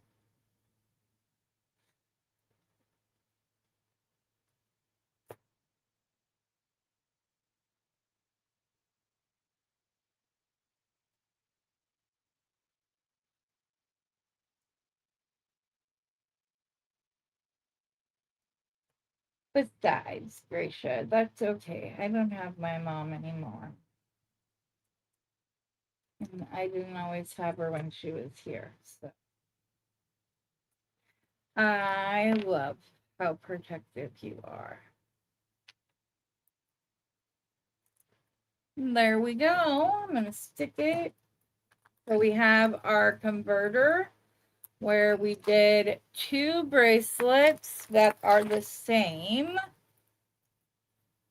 that can be worn as bracelets, and then there was the 3rd bracelet, or you can connect one of each of the bracelets onto the one with the star. I might redo this end clasp on this though. And then connect it up top, and you have a necklace. Am I the same age? Yeah. I don't know.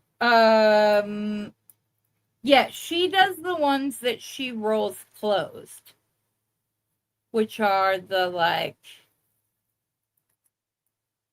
the other way. I also made this bracelet, but Gracia was like, "Oh, you could do those two, connect them all together for a necklace," which I agreed. I'm just such a symmetrical designer typically that's why I made the separate bracelet.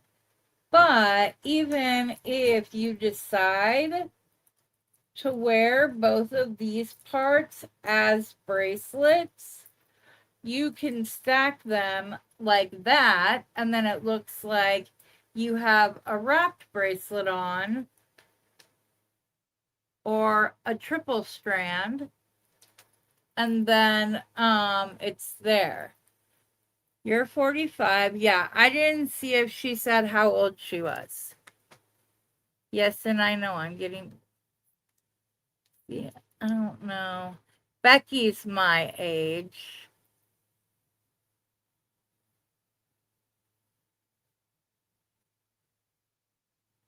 Don't apologize. I was just explaining why we were like, wait, what? Yes, Sarah likes to use triple loops. She also goes like this all at once. And I like to go a little bit at a time because then you don't have to have as much leftover wire. So I do it as less waste. If I had just done my traditional hybrid loop, which as we all know, because I've shown the strength test, is just as strong to attach those two together or to make the clasp the other way.